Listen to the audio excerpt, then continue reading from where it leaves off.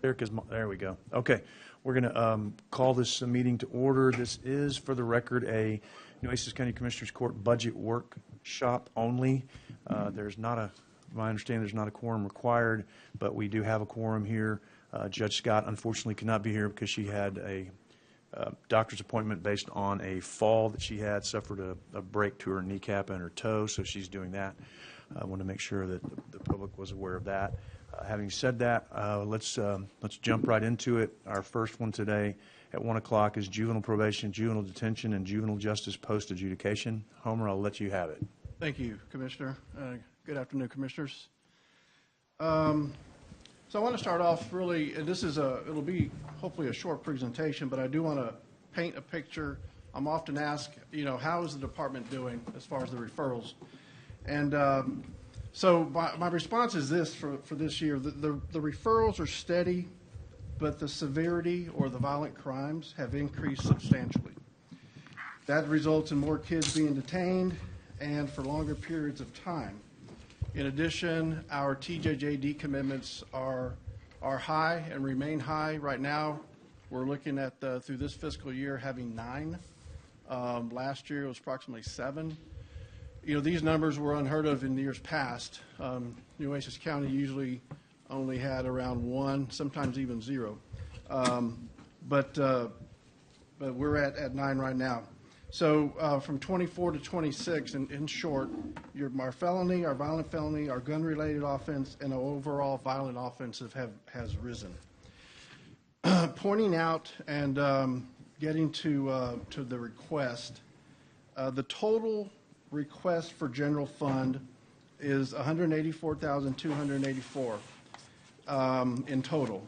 I wanted to start out with the first of 3480, and that is the weapons court ISP officer for $79,284.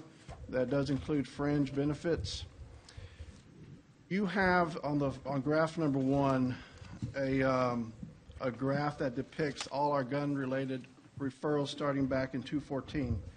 You see the dramatic spike trending in after about 2019 to date, and actually over the last 3 years, the gun referrals have risen 7.4%, 8%, and 10% respectively.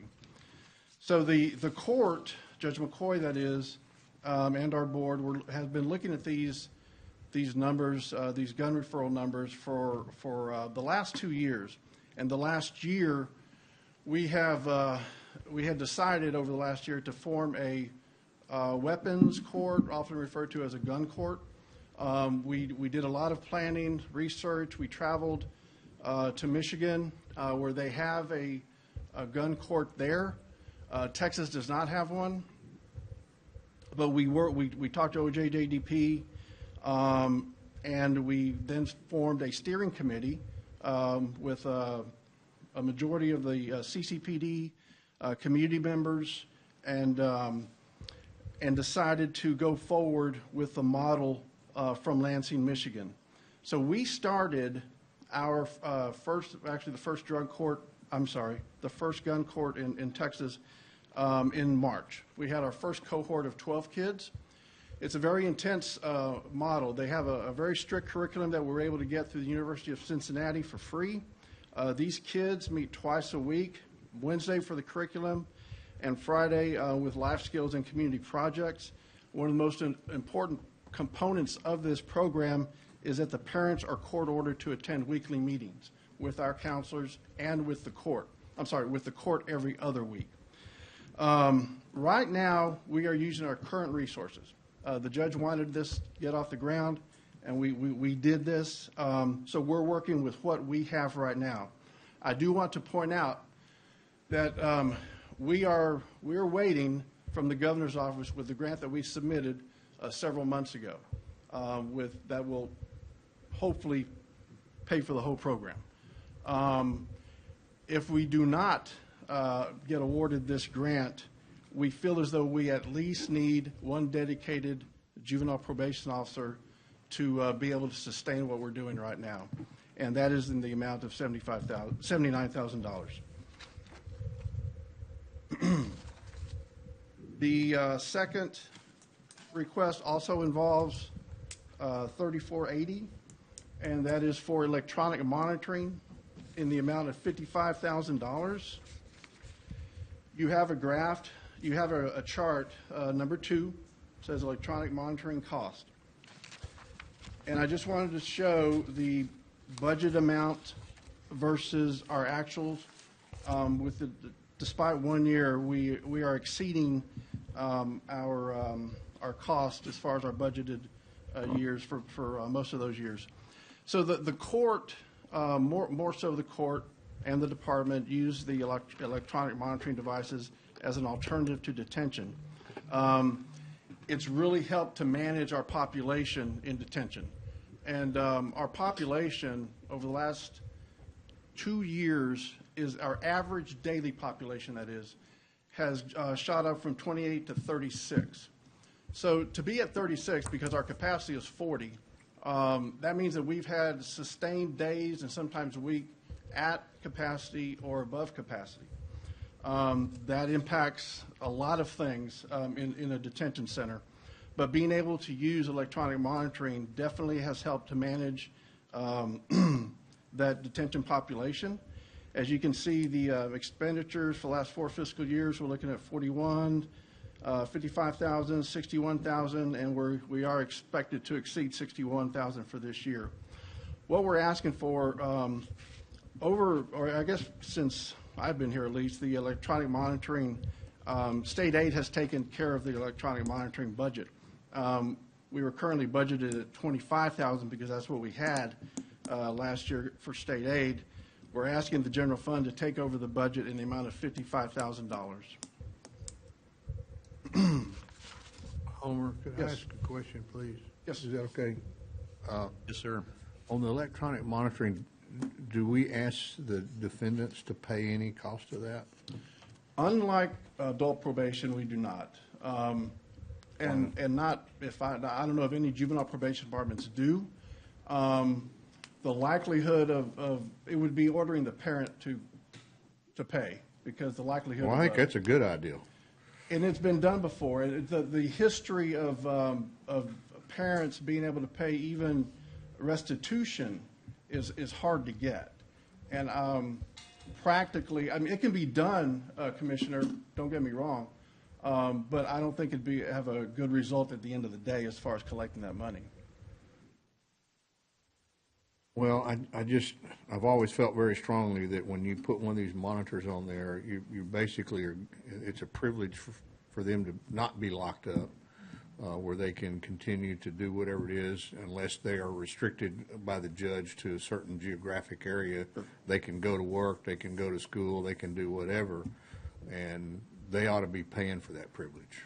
I mean, I feel very strongly about that. I mean, the rest of the court may have a different ideal, but I think just like adult probation, we should ask that they at least pay some of the cost of it. Maybe they can't afford all of it, but there ought, I mean, people keep telling me over and over again that our juvenile problems are because the parents are not taking care of what they're supposed to be taking care of. And so if the parents know there's going to be some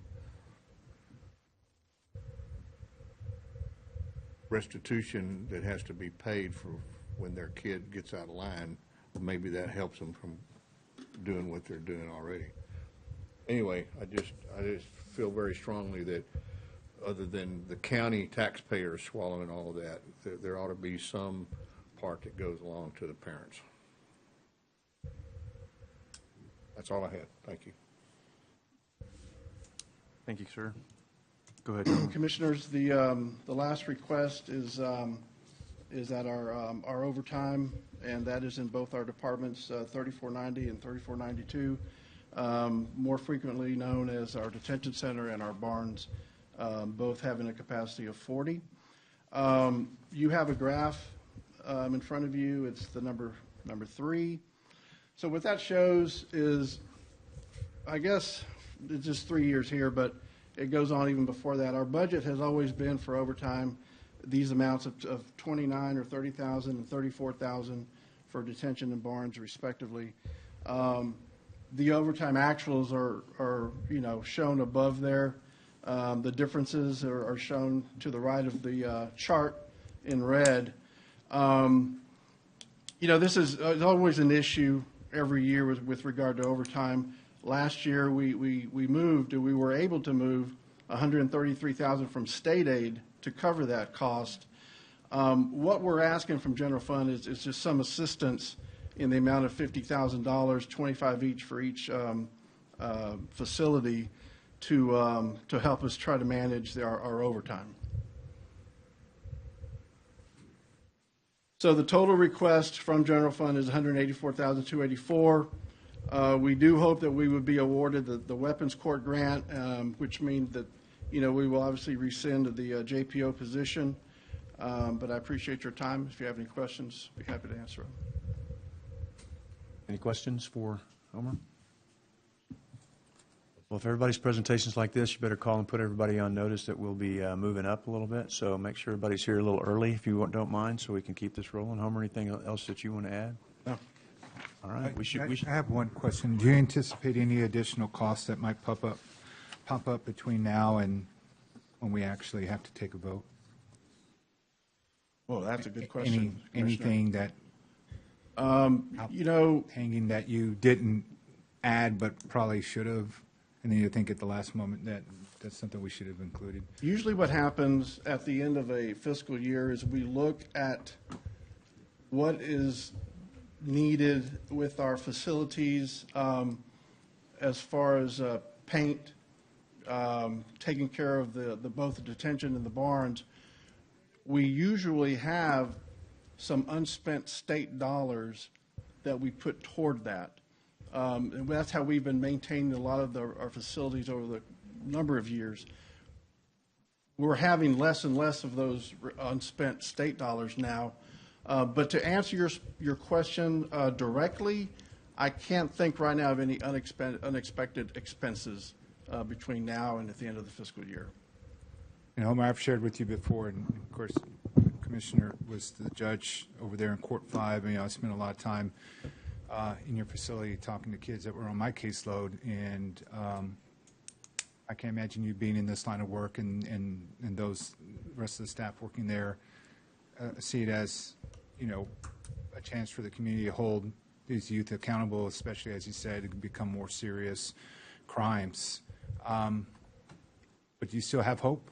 Do you still think that this is a last chance before they could really get into anything further? I mean, these are yes. serious crimes already, but you think it's still worth it Yes. investing in this? And I often thank you for that. I often tell people that we spend most of our money and resource on a small portion of our kids, our minority. And even though these violent referrals are going up, which they are, most of the kids that come through our system, we don't see again. So probation does work.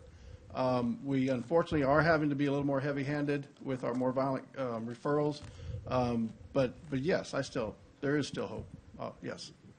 Well, you do what you have to do, and that's, as long as we can help arm you with that. I know there's always going to be more asks that you could put on the table, and you have to try to work within your means and try to not deviate too much from the previous year's budget. But, like this cost, I think is worth, for the court to consider as far as the weapons court. I'm amazed at all these specialized courts, but they're producing results, right? Like I know Judge Galvan has her specialized court, of course, Judge McCoy, Judge Huerta working with our juveniles and other courts, veteran courts. So we're really seeing in the justice system getting down to more specialty that's needed, not just kind of one size fits all, but you have to really get to what applies to the group. So thank you and to your staff for all you do. We don't get a chance to say it. We only see you very few times throughout the year, which means I guess you're doing a good job, or there's not much that we can do other than this time, budget time. So I hope this will make a difference for you, what you've presented, and that's why I wanted to ask if there's anything else that you feel like that needs to be brought up. We're facing constraints like everyone else, and the state is not helping us with more tighter regulations on tax laws, and I can get their reasoning for wanting to do that. But in the end, we have to know if there's I think now is a time to push back and say we have to stop like these cuts, because it's impacting staff, overtime. You're still going to make, it's still going to cost you. It's still going to cost Right. somehow, whether it's in salaries where you can project them properly or covering for people that aren't there or positions, vacancies that you have. And so I think that these situations are important, especially it being an election year for those running for state rep or senator, to hear these things. So as they go to Austin and make laws that impact the communities, that they see firsthand what the difference is making. But you know that this Commissioners Court is always trying to be supportive of everything you do. And I'm excited to hear about this new position, and I hope that we can support it. Thank you, Commissioner. I appreciate that. Just one quick follow-up, Homer. So has there been any state data or statistical information that gives you a reason why this sudden increase in juveniles committing crimes with guns? As far as explanation, no, Commissioner. Counties our size and larger are experiencing some of the same trends with both violent and gun crime specifically. But as far as state giving an explanation, no, sir. Again, we didn't form this weapons court to be the first in Texas. We formed it because we are trying to make a difference with this particular offense. And there'll be more. You'll see more out there. There's going to be a lot more publicity with, storing your guns. Most of the guns that are stolen, people inadvertently leave them in their car. That's how a big majority of these guns are getting in the hands of our kids. When they break into a car, a gun happens to be there. More people are carrying, but they're carrying carelessly. Correct, and I've done it myself on accident, and it happens. But we're going to be putting out a lot more reminders to the public to be sure to take your car in or lock it up in an appropriate lock. Okay. All right. Homer, great job as always. Thank you very much. Thank you, Commissioner. Appreciate it. Thank you, Homer. Thank you. Appreciate it. Thanks for your time. I do need to go back and I guess ask if there's any public comment. I missed that. Not from you, Homer. You're Oh, okay. good. If there's any public comment, that's on the agenda. And I guess we also, I don't know if anybody wants to do an invocation. This is just a workshop and informal, but it is on the agenda, so I don't want to get myself in trouble. So before we move on to Judge Rodriguez, Commissioner Modas, do you mind doing an invocation for us? And then we'll stand and do our pledge. I missed that on the workshop coming in, so let's go backwards. Sorry about that. Thanks, Judge Pro Tem. Let's bow your heads if that is your practice. Dear God, we thank you for this opportunity today. You can see that we're ready to jump to work because it's the work of the people that you've called us to serve, and it is to be resourceful for what we've been given.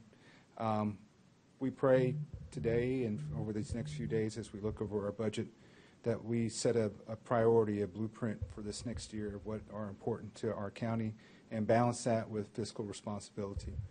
We thank you for the staff that have prepared this work for us and for the time that's been taken to consider all that we need to be a successful community that values its people and serves them well. In your holy name we pray. Amen. Amen. Amen. With the pledge, I pledge allegiance to the flag of the United States of America and to the republic for which it stands, one nation, under God, indivisible, with liberty and justice for all. Honor the Texas flag. I pledge allegiance to thee, Texas, one state, under God, one and indivisible. Thank you for that. I will note we did start at 1:03, and we have had the first presentation. We will roll into our next presentation as Judge Rodriguez and Rogelio are here, so I will let you all take your back mic and go from there. Sure.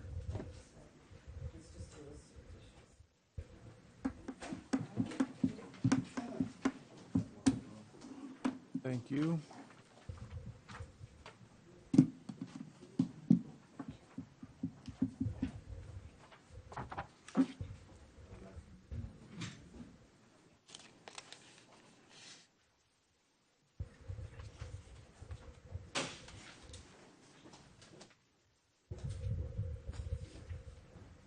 Thank you.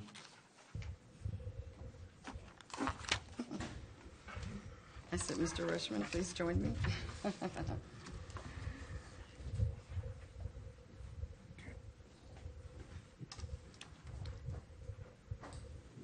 We're ready. Oh, wait, it's a little bit- Which tab are we under now?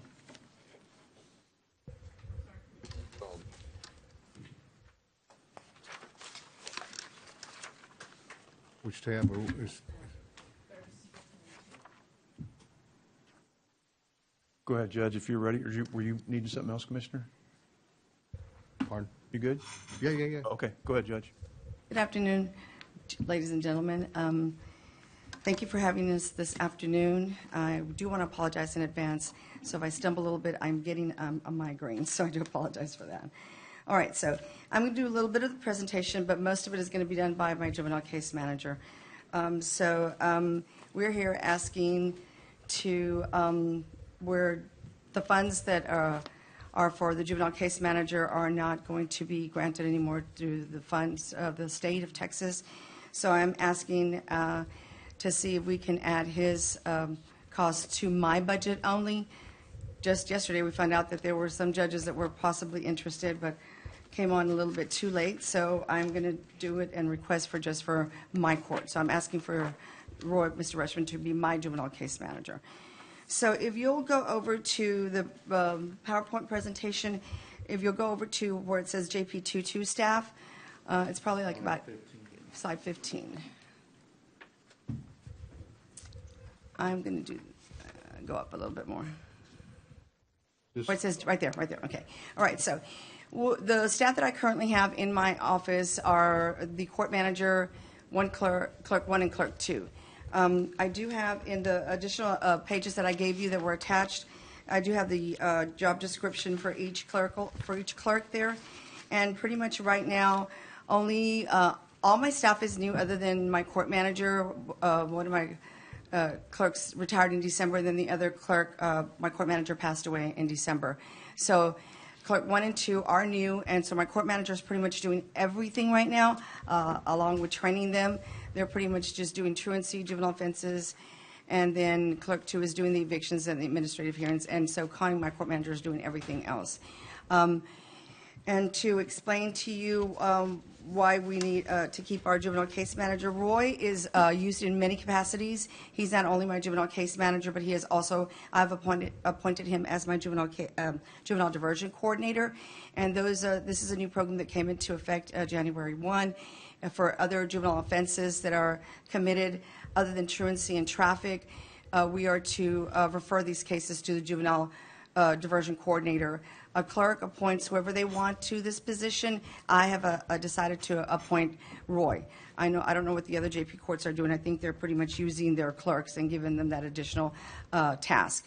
I cannot do that because they already have enough as it is, and I know that the other courts do too, but I'm down to only 3 staff. That's all I have. I also have a temp, but I'm not employing that person for a reason, and it's the reason I'm here today. Roy also serves all my summonses. If you'll see in slide, the next page presentation slide is these are the evictions that I currently have. I have the most evictions in the county, and it shows a slide of how many evictions I've had for the past 4 years since Roy has come on. And the reason I'm showing these to you is because the constable serves a lot of my petitions, and he currently is very busy with my evictions and with my writ of possessions, which is what the constables have to go do to actually physically remove a tenant if they still remain there after a judgment has been rendered to a landlord. So the next slide will show you the summonses that Roy actually serves for me. These are the truancy summonses that are served. A student that has been filed on for truancy conduct must be personally served. Them, not alternate service, not the parent for the child. It has to be the child that is served personally. And so Roy goes to, I'm sorry, I'm going to address him as Roy, not Mr. Rushman. He goes to go take these summonses physically to the schools directly. And in your additional attachment, you will see a list of the schools that I currently serve for Nueces County. They're all listed there for CCISD. I have a total of 22 schools, 4 high schools, 8 middle schools, and 22 elementary schools. West Oso, I have 4 campuses. Flower Bluff, I have 6 campuses. Charter schools, I have an additional 3. The School of Science and Technology is 2, and then London ISD is 3. So I do majority, if not all, of the truancy for Nueces County. There is one other judge that does a little bit. Why they don't do them, I don't know. You'll have to ask them. But when someone comes to file a case in my court, I take it and I don't say, no, I'm not going to accept it. So I am currently doing, I would say, at least 95% of all the truancy for Nueces County. So with that said, Roy serves my summonses. If I don't have Roy serving these summonses, they're going to have to go to the constable's office. And they're already doing a lot of work for me that I don't think that they're going to have time to do that, so that's going to be a problem for my truancy. And the additional slide, next slide, I will show to you the Nueces County statistic reports by Texas courts. This here shows you the MIP tobaccos. These are the additional juvenile offenses that I was talking about that now he serves, the truancy additional juvenile crimes that are committed that I have assigned to him. This is for the minor possession.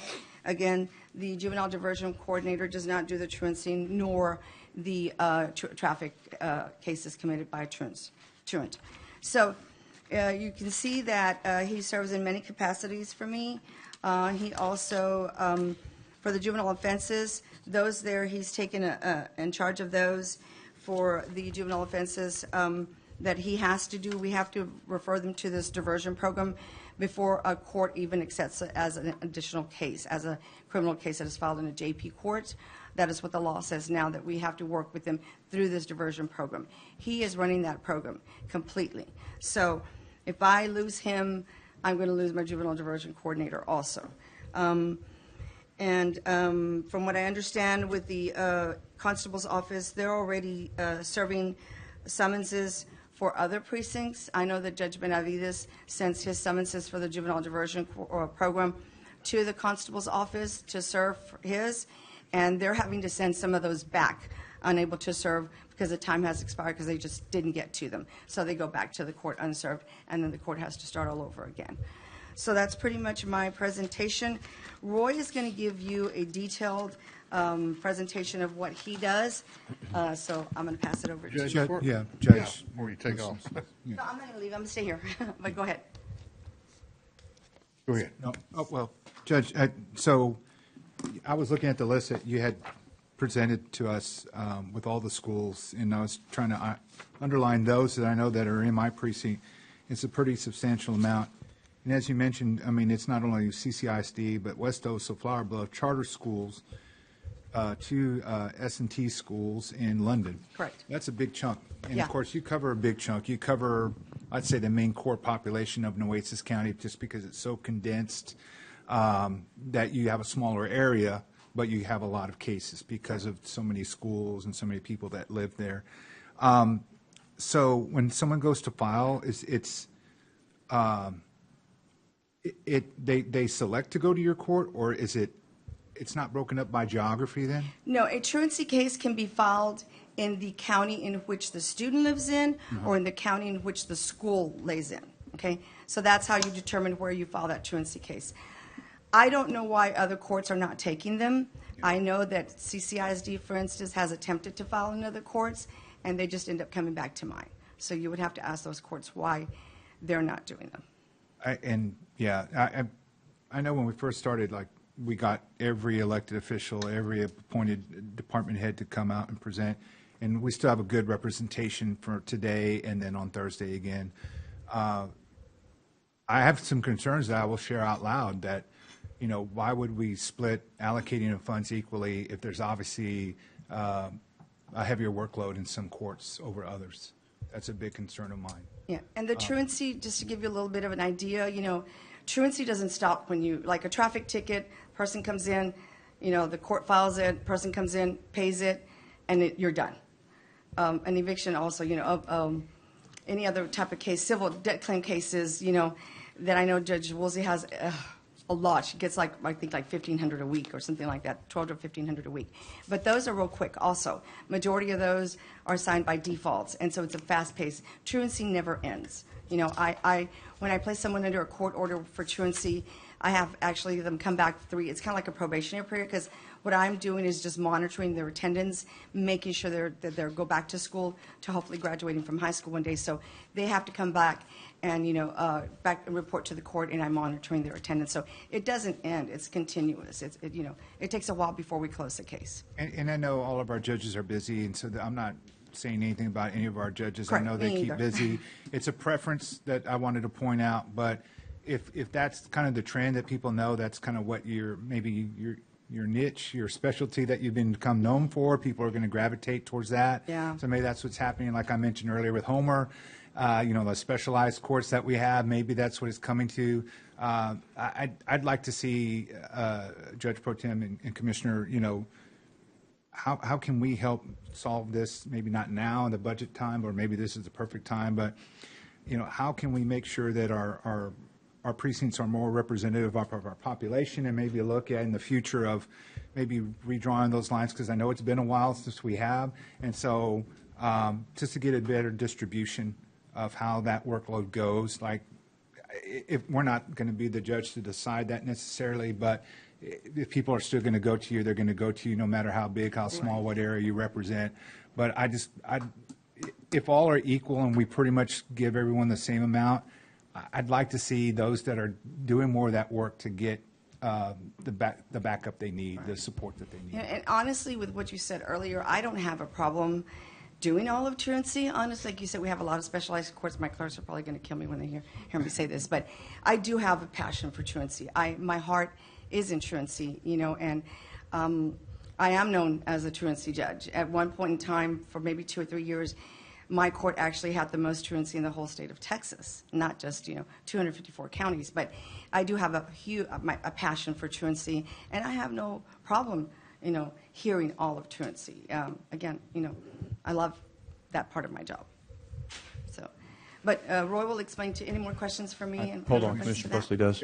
Yeah, I guess, Judge, my questions were along the same line. I know back when I did the study here last year about the number of cases that each JP court was carrying, it came up that, there are courts that are carrying an overbalance of one thing or another, Correct. whether it's truancy or whether it's evictions or Debt claims, traffic tickets, yeah. like Judge Benavides Gonzalez. has the most traffic.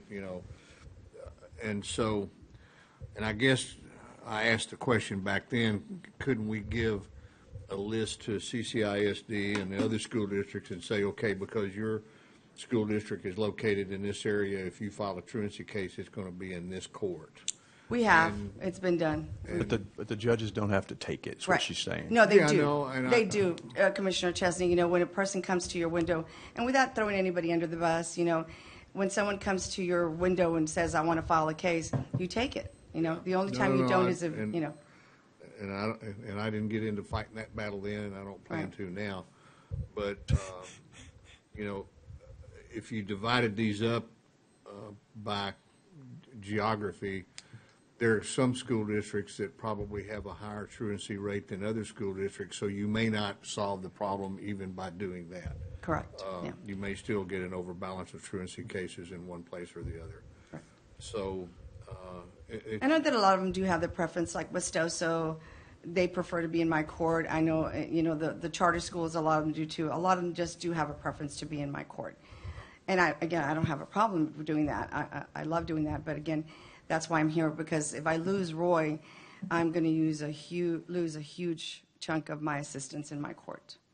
okay, all right. That's all I had right now. Thank you. And before Roy gets up there, Commissioner Montes, I think we're way long overdue on looking at, redistricting in the JPs and the constables, and I'd be certainly amenable to looking at that if that's something you're interested in doing. At the same time, I think what we have to do, and piggybacking on what Commissioner Pusley did last year, is to really do that analysis in advance, Constance and Teresa, that Commissioner Pusley can aid you with, because he's already done a lot of it. Because Commissioner Montes is right, there's got to be an allocation fairness, meaning if you can't say, just like you can't say with a constable, if a constable has more cases than another constable, then they need to have more resources. If a judge, JP, has more cases than another judge, then it can't be it can't be equalized. It can't be the same number of staff if someone's got 150,000 more cases, and that's too many. I know I'm being facetious, but there was a pretty dramatic caseload difference when you did your analysis last year. Yeah. And so I think that's Significant. one of the way we can do it. We can't force the judges to take cases. We don't have that ability, and I'm not getting into that fight either.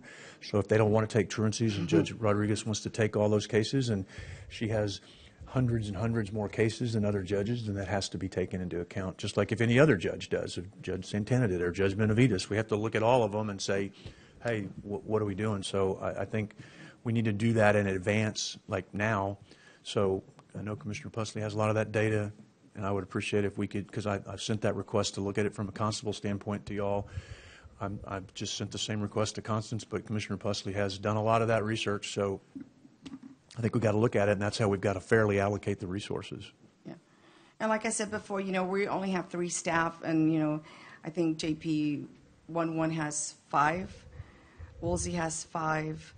Again, I think we've got to do, without you throwing anybody Yeah. under the bus, I No, think, yeah, I'm that's- I'm not here I'm to not do that. either. I don't know who's got what. I really Yeah. don't. But I think we've got to get it, and it's got to be, based on the number of cases. And I get, there's, some of those cases bring in revenue and some don't. I guess someone's going to argue, well, we bring in more revenue, but that's really, that's valid to a point, but, Yeah, truancy doesn't bring in much revenue. right. And you still got to handle the cases, and There's, you've got hundreds and hundreds more cases. Has Nueces County ever had just a truancy court? No, I don't think so. You know, Bobby, you? Even before when I was a clerk, yeah, no. And I don't even know what, and again, I don't even know what ability we have to dictate how that works either. Yeah, Right? I yeah, don't know you what the may not legislation have- is. Yeah, and you're right. I don't know if we want to go down that road either. I'm not I don't trying mind to- sitting with y'all to discuss that. Yeah, and I don't know how that would work Yeah, me either. legislatively, and I don't know that that's something we have the time to do during budget, but I do think we definitely have the time to do during budget is how we allocate those resources, meaning what staff goes where and why, and it's got to be based on, to a large degree, in my opinion, the number of cases each court has. All right, and we'll go ahead. Okay, go ahead.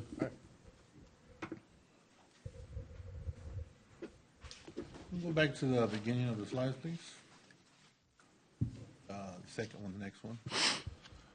Hello, Commissioners.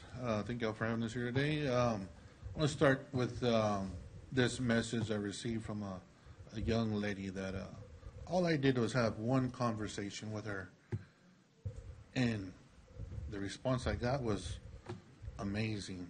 If I can change the life of one student with just one conversation, I believe I've done so much more. Can we go to the next slide, please? So kind of the questions y'all were asking have been discussed before. There was a truancy committee that was created. Homer was just here. He was the chairman of that committee. Some of the JP judges were on that committee as well, municipal court, school administration. These were some of the recommendations they had. This was back in 2016. If we can go to the next slide, please. The one in red is where I'm really, really concerned with is they recommended that the county have 2 juvenile case managers. And here we are 10 years later, we only still have 1. It is a difficult task, being spread very, very thin, going across the county. Our presiding judge was in Agua Dulce, so I would report to him, helping Neblet on the island. That's a wide distance to cover. Just I'm trying to help you. You kind of spread yourself thin. I don't think we're able to fully help and have a good caseload with that. Definitely recommend if we can somehow follow up on these recommendations. There was just a lot of discussion also about filing in 2 courts, limiting to 2 courts to help kind of bring all the cases together so they're not scattered throughout the county. But again, the schools have the option of where they want to file. A lot of people talk about Westoso. Westoso is a pretty far distance from Flower Bluff, and you hear parents, well, why are we filing here? The schools prefer to file there. They like the process. They hear the cases pretty quick, and they like the outcome of the cases. We go to the next slide, please. Well, this is a little bit of information provided by the TA, the support that they provide for at-risk students. But a lot of the kids we deal with aren't in school. They're not there to receive their services. They're not there to get the help. So a lot of kids are falling through the cracks. We go to the next slide, please. This is for the county-wide. A lot of our students are economically disadvantaged. It's a very, very, very high percentage. Next slide, please. And these two items are going to be what's on our TAPA report, the Texas Academic Progress Report for CCISD. If you look at the numbers there with the enrollment, over 30,000 students, and the ones that are economically disadvantaged is a very, very high rate. You go to the next slide, and you'll see the percentage of students that are at risk highlighted there as well. So, you know, your at-risk students, the ones that are chronically absent, those are the ones we're going to see in our court. It'll show you numbers of the kids that are homeless, kids that are pregnant. These are going to be your at-risk students, and these are the kids that we're working with. And when they get to our courts, there's no resources provided to them because they're not in school or just not getting the help. Like I said, they're falling through the cracks. So we go to the next slide, please. I'll show you the same info for Flower Bluff. You know, again, they have a pretty high percentage on these kids that are economically disadvantaged. Next slide as well. And then again, you're at risk. And the next one is very shocking, West Oso. The number of economically disadvantaged students, the percentage is very, very high. This is one of the schools that we work with in Judge Rodriguez's court. And we go to the next slide. And the students that are at risk. So those are pretty high percentages of students that are dealing with a lot of issues, a lot of struggles in life. Next slide. So among the other schools that she mentioned was London, Richard Milbourne Academy, Por Vida Academy, School of Science and Technology. A lot of these schools, too, never filed before. They're starting to learn the process of how to file, where to file. You have Juvenile Justice Alternative Education Program, our JJAP school. They're starting to file again with some with our court over here in Flower Bluff. So a lot of these schools that never filed are beginning to file again. Cases are increasing. Other schools are interested in filing as well. Premier is another school that we work closely with. They're part of our a group that we have. It's called the Truancy Roundtable. I'll talk more about that in a little bit. We go to the next slide, please. So Judge talked about the staff. This was just a brief little kind of intro into what the court staff do, but they do so much more. She kind of went into detail about that. We go to the next slide, please. Next one. And I can explain, you know, she talked about me serving the summons, and there's a reason for a decrease. When I first started, it was very overwhelming. I was serving a lot of summons, especially in the summer contempt hearings. But there was a lawsuit with CCISD, and a lot of the filing stopped. A lot of the cases were dismissed. So that is the reason for the decrease in the number of summons. They were audited for like 2 years. There was a lot going on with the TEA. I believe they got all that situated. So I assume we may reach these numbers again. And go to the next slide, please. So she said we were number one in the state, and that is I believe for those first 2 years that you see on that graph, we had very high caseloads, and a reduction in the MIP cases is because of the youth diversion we're offering. So the charge is not filed, the case is not filed, so it's kind of like non-existent, so it's not going to show up on your report. That's why you see this little slight decrease. We're able to help these kids with the youth diversion program. Can we go to the next slide, please? So this is my caseload from when I first started. This is going to be truancy and the juvenile offenses with our youth diversion program combined. And I'll talk about the lawsuit right there. And then that's when we decided to create the truancy roundtable. And I'll go into detail on that again here in a little bit. Next slide, please. So the youth diversion program, we collaborate with community resources, such as the Council on Alcohol and Drug Abuse. Vaping is a huge issue in our schools. It seems like it's a continuous problem that we're having. Schools are struggling to deal with it, so we utilize them. Rising Tides is another great program in the Flower Bluff.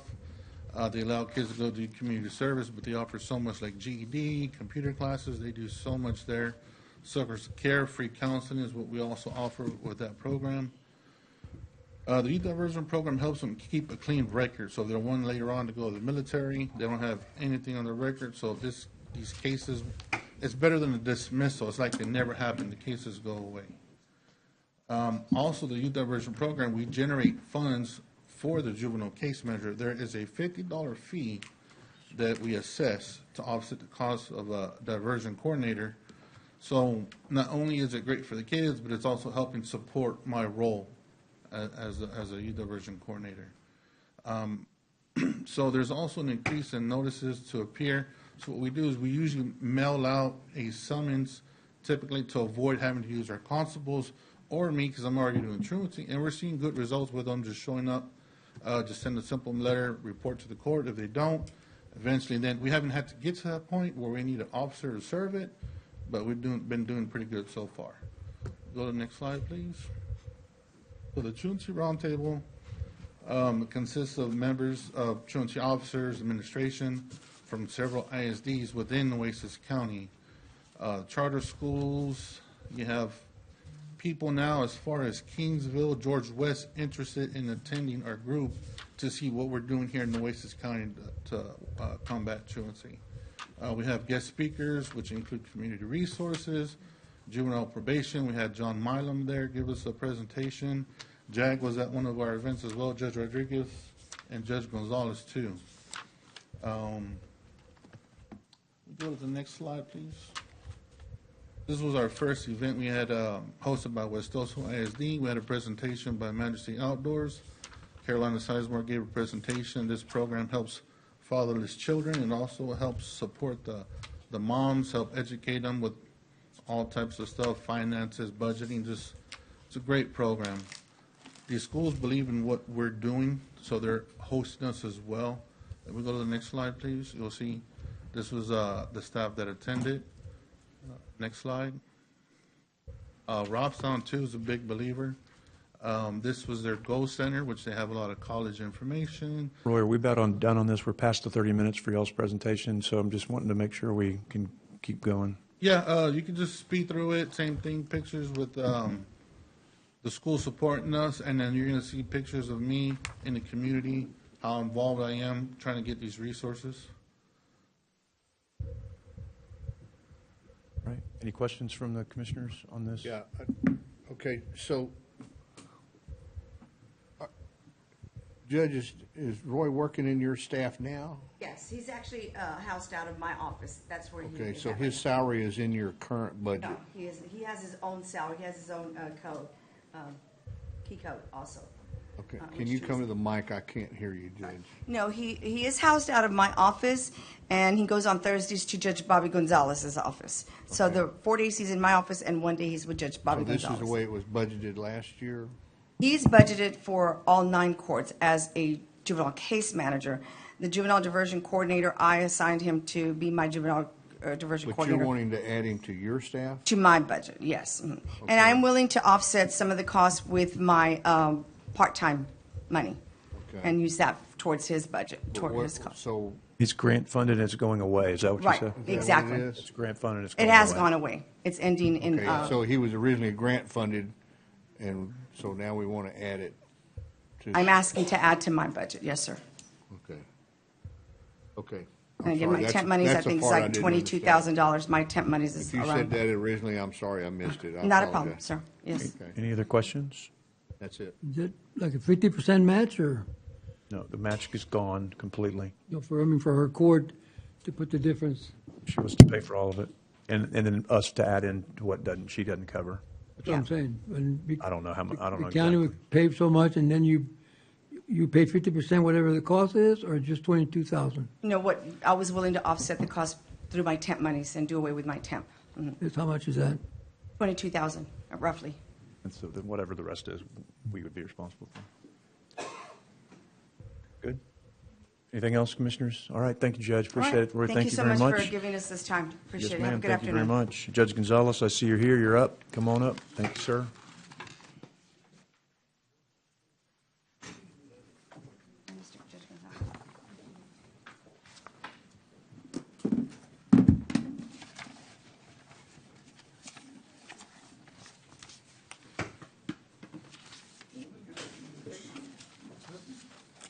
Yes, sir.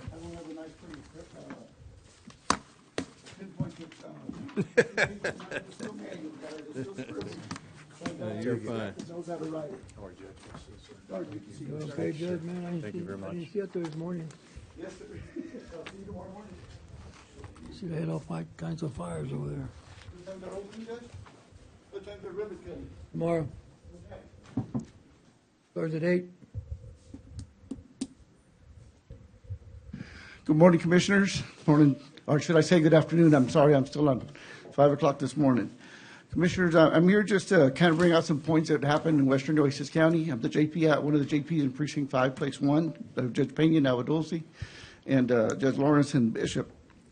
In reference to the court that I represent, we're looking to hopefully our staff will get a raise on the item number 1 because of the great job that they do and the cost of living has increased.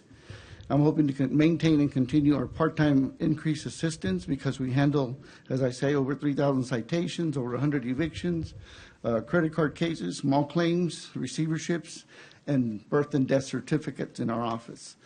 We continue to educate our staff, not by sending them out to a hotel, but to come to our local Corpus Christi and transport, come back and forth to our continuing education for our staff so they can be up to date with the laws as they are written by our legislators and implemented by our Supreme Court and our Criminal Court of Appeals. We are looking to hopefully think of something for the future. We're hoping that hopefully we can add some cameras to our building. There is no security cameras in our building. I'd love to have some security cameras out there in our building, inside the hallways as well as in the back and front of the building. Another thing I'd like to conversate about is maybe even adding a language stipend. We have a lot of people that handle a lot of traffic tickets. Right now it's been slow, about 3,000 tickets, but we normally do about 5,000 citations. And we have a lot of people that come up and down from the highway. So maybe it'd be a nice gesture and an opportunity skill for our staff who speak Spanish to give them, if it is, $100 a year or $150 a year because they speak Spanish. Instead of having it look just for the clerk who speaks Spanish, they would give a stipend, just something to say, thanks for picking up the extra slack and taking up these calls or talking to this conversation with the person at the window. I am looking for an additional printer in my office because ours is an older one and it seems to get bogged down. Item number 7 is hopefully we get our own Wi-Fi because it's always down in our neck of the woods. The further you get from Corpus, the further the communications, less the communications work. We need reliable connection, especially with Odyssey, maintaining and causing our outages, our timeouts on our computers, our script errors, and trouble in filing our reports. Online payments, we keep working and using this outdated system on paying online. I'm hoping that the commissioners with the IT will be able to maybe have a QR code instead of having to scroll through all the list of the itinerary on the Nueces County website and go through the JPs or maybe even the district clerks, I don't know, but the JPs are the ones that they create a lot of revenue and they're always calling to pay a citation. So maybe we're able to just send them to the website and they screen the QR code for that JP office. They're able to go straight into the screen and pay the citation, gives them their number, they're writing their information. Maybe that would be an accessible tool to increase the proficiency of our office instead of having to walk them through the whole system of the online payment that we have at this point in time. Right now, at this point, somebody tries to pay their citation through the phone. We give them the website, and they still call back about 5 minutes later. Can you walk me through it? That takes about 10, 15 minutes just to walk them through every screen. So maybe if we used a different system of a QR code or some other thing that some other intelligent person might think of better than I got to be able to manage the website a little better. Another thing is a gun sign. Laws have been updated by the state legislature to present which buildings persons can carry guns in the state of Texas, and I would like to see we get one of those new gun signs in our building so we can make sure that people who know of those laws and deal in that realm are aware of that they're not allowed to carry a gun in the Calderon building. And last but not least, I'd like to hopefully you can increase my postage. As you can see, we do a lot of traffic citations, a lot of credit card cases, and we usually go through about $300 worth of stamps a month. And the $100 you sent me last week, it takes away from last year, from our supplies. As you know, paper has gone up, envelopes have gone up. So we're hoping that you can increase our postage so we can actually continue buying envelopes and not have to continue shuffling money. I do appreciate, Commissioners, that you do give me travel money because I still sit on the South Texas JPCA board as one of their sergeant at arms, and I do sit at the state legislature, JPCA. We just had our conference in Houston. I am a board of director for the southern region, from Matagorda County to San Antonio to Del Rio, so I do conversate with a lot of judges and constables in that area to make sure bring them up to date with legislature that is pending or coming up, or things that are happening in our region of South Texas. Sorry, I was fast, gentlemen. Trying to get everybody out. You're good, Judge. We appreciate that. Any questions? Any questions, or gentlemen? comments for the judge? I have one. Go ahead. Honest, I saw you first. Go ahead. Thank you. Judge, we put a lot of investment in the Calderon building on the other side of the doorway from you, so I'm looking at us doing that on your side. So I think the cameras is something that we can and should work in. It should be at all facilities for the county. We should treat it as we do this courthouse, highly monitored and easy access for law enforcement to protect or respond if needed. I don't know how we do this on the IT part. I think that his requests are more IT related. So if that means rather than putting on his numbers and burden him on the budget, that we should put that into the IT cost overall. So when we get Bridget and her team in, then we can include some of this discussion. I don't know, do you have numbers on these, or you're just saying in concept, this is the improvements we need? I mean, I have a security camera that I have at my house, and I think I spent like $1,200 on it. I just But need like to- the Wi-Fi or the online? Yeah, I think the Wi-Fi is really neat because we have, but it depends if the Wi-Fi is reliable. Sometimes we have a storm or a system goes out, or maybe we're too far from the trunk line with Yeah, Spectrum. I'll get with the IT department Please. tomorrow or next day and get them to go over and check out what's Yeah, going on with I your think Wi-Fi. that's all it's going to take is get them to go over there and do that. And I really think if we were to put on each JP a QR code so that people could monitor and just screen it with their phone, and that would take them straight to the JP's office. Look, instead of saying, "Well, I have a ticket such and such, and it's really in Judge Peña's or Benavides or Judge Rodriguez's court," they can just click the QR code, takes them to their screen, punch in their personal information. That should bring them to the citation they have pending. It might move us forward, reference to that. But the last page I'll tell you is this is the money that my court has made. The court here, we made $401,000 last year. We've up to $336, and we still have a whole quarter left. For the 9 years that I've been there representing Precinct 5 Policemen, we've made over $4.5 million for the county. We don't come in finicky too much. We just need to be able to do our job a lot better and a little more efficiently of our resources, of our people and our staff, and what we do for our community and the county. And I mean, you don't get the chance very often, and I know that you're not like that, but let's talk numbers. Let's talk numbers. I mean, reality is there is discretion as far as where cases can be filed. We know that Judge Rodriguez mentioned that just before you. That happens a lot. You represent the second most populous city here in the county. There is a tendency for people to go and file in your court. Not to say anything about the court in Agua Dulce that serves its need out there in the rural part, and we know people there want that, and know that's an important area for Commissioner Pusley. But you get a big response. I mean, every time I go to visit with you, or anytime I have an event or something else there that takes me to the Calderon building, you have a line out the door, literally. You have the hallways stacked with people, and you're constantly seeing people. So let's talk about numbers. You don't have to get into specifics, but, I mean, how many juvenile cases are you dealing with? Do you see an increase? Is it a decrease? Is it about the same per year? Well, the state took it civil, at least on the child. A lot of them, the schools are still having to adjust to the paperwork that they're required, the steps they're supposed to jump in before they file. So, I do presentations to Banquete, Agua Dulce, Driscoll, Bishop, Cal Allen, TM. Those have called me to do presentations to them. At this point in time, I do have Robstown, Cal Allen. We have had Driscoll and Bishop come and file with us once in a while sporadically on some vaping issues or stuff that we have. But, reference truancy, we run about 150 to 200 cases this year only.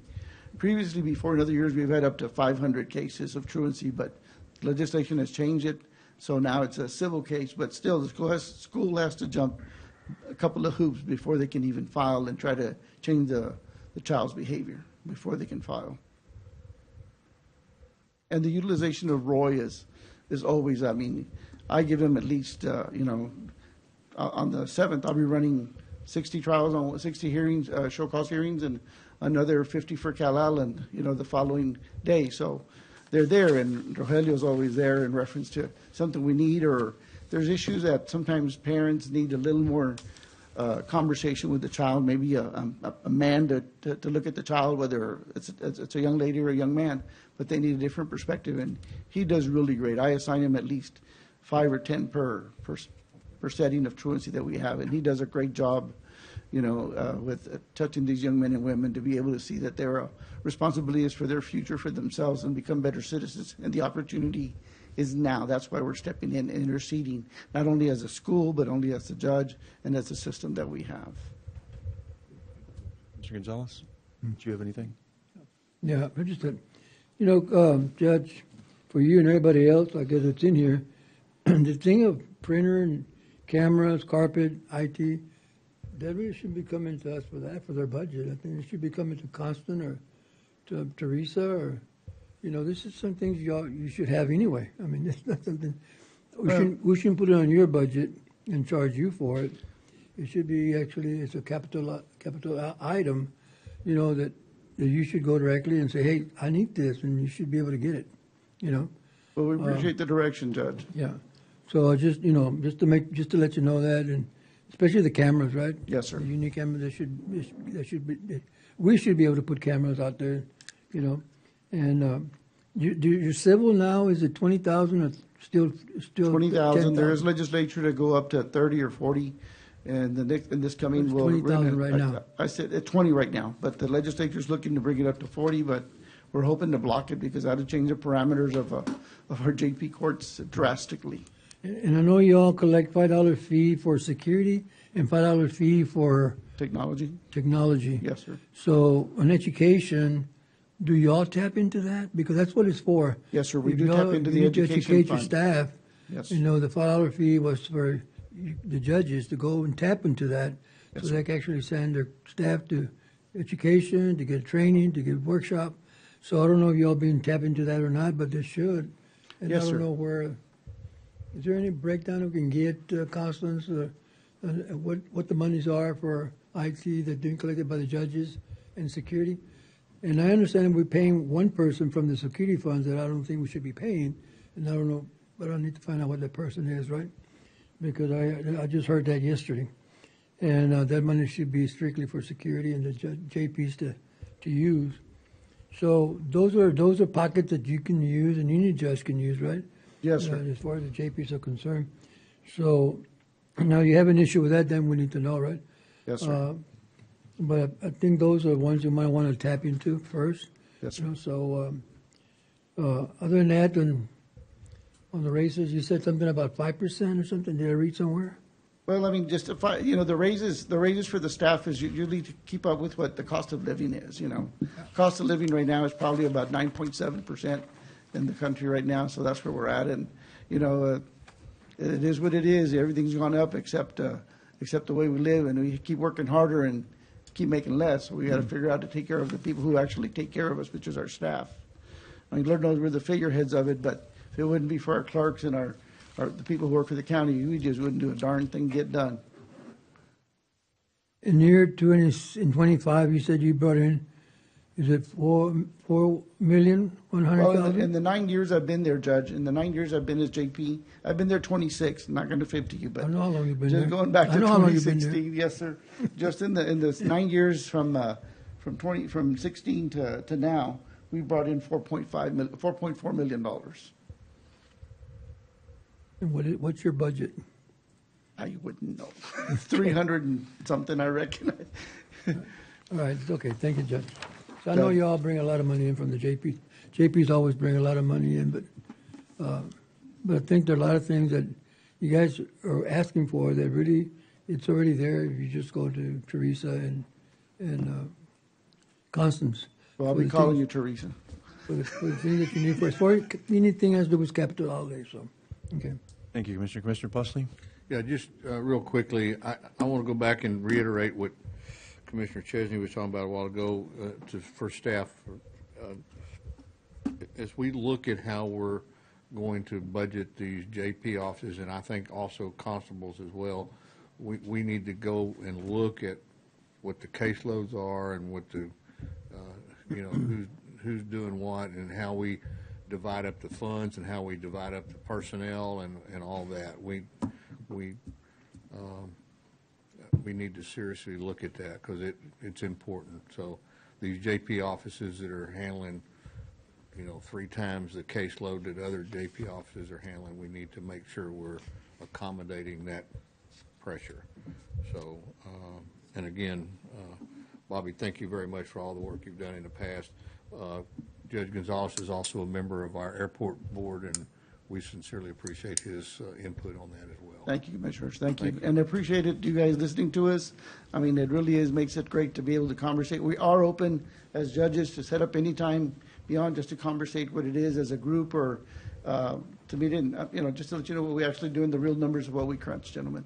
So thank you so much for the opportunity to speak to you guys. Thank you. Have a great one.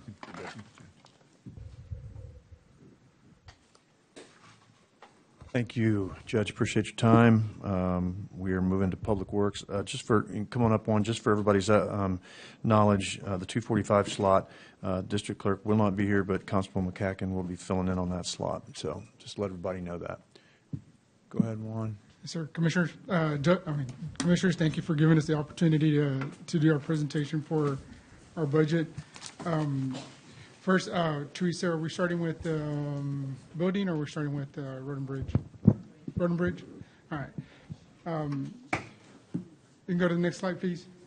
This is just our mission statement, Judge and Commissioners. Of course, take care of the community, take our maintenance, and be efficient in whatever we're doing within our road and bridges and our buildings. The next slide. This is our kind of like a breakdown of public works.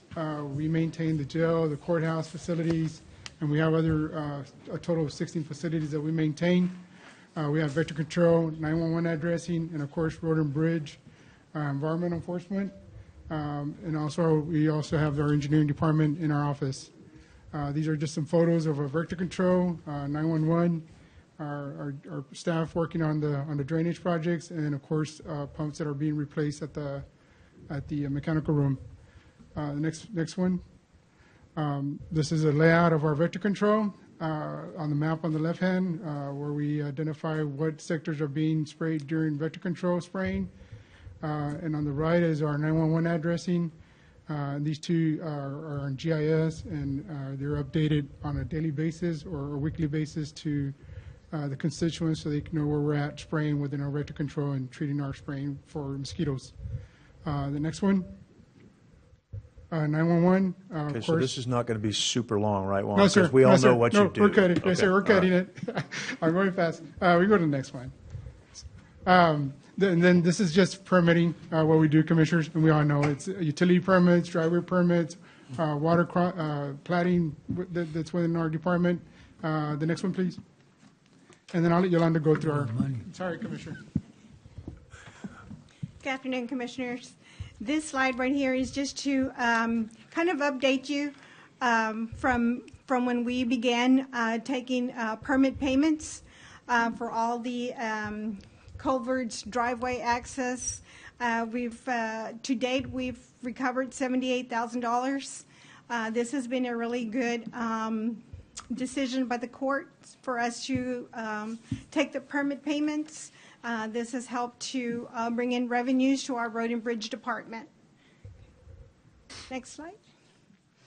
Okay, and this is just a map to show, of course, all the Okay, I love y'all, but why are you telling us what you do? We know what you do. You're supposed to come tell us what you need. What you need, what you Okay. want. I don't need to hear all Well, this. and, No and, offense, and but- this is what's What you bringing. need, what you want. And I should have cut Roy off a Okay. lot earlier. Either that's my bad, so that set the wrong precedent. So everybody else that's out there, we don't need to tell us what you do. We need to tell us what you want. Okay, and this is what's bringing me. Okay, we have all these miles. Next slide, just to show you that we still have the same roads that we have to do, but we are working with less crews.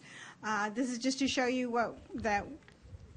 what we're working with. Next slide, Teresa. And this is our capital also.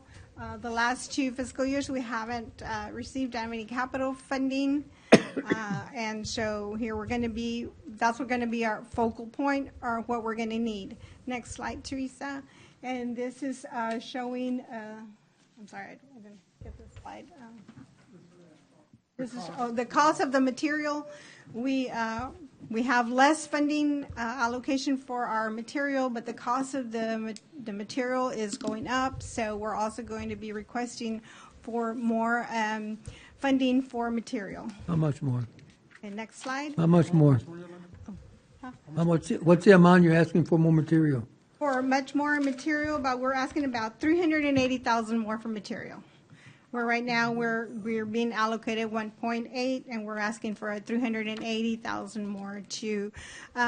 With the 1.8 that we do get, we only get to do maybe 1 load of each material. Once a year, we get only the base material, the aggregate rock, the 3 and the 4, and our HFRS2.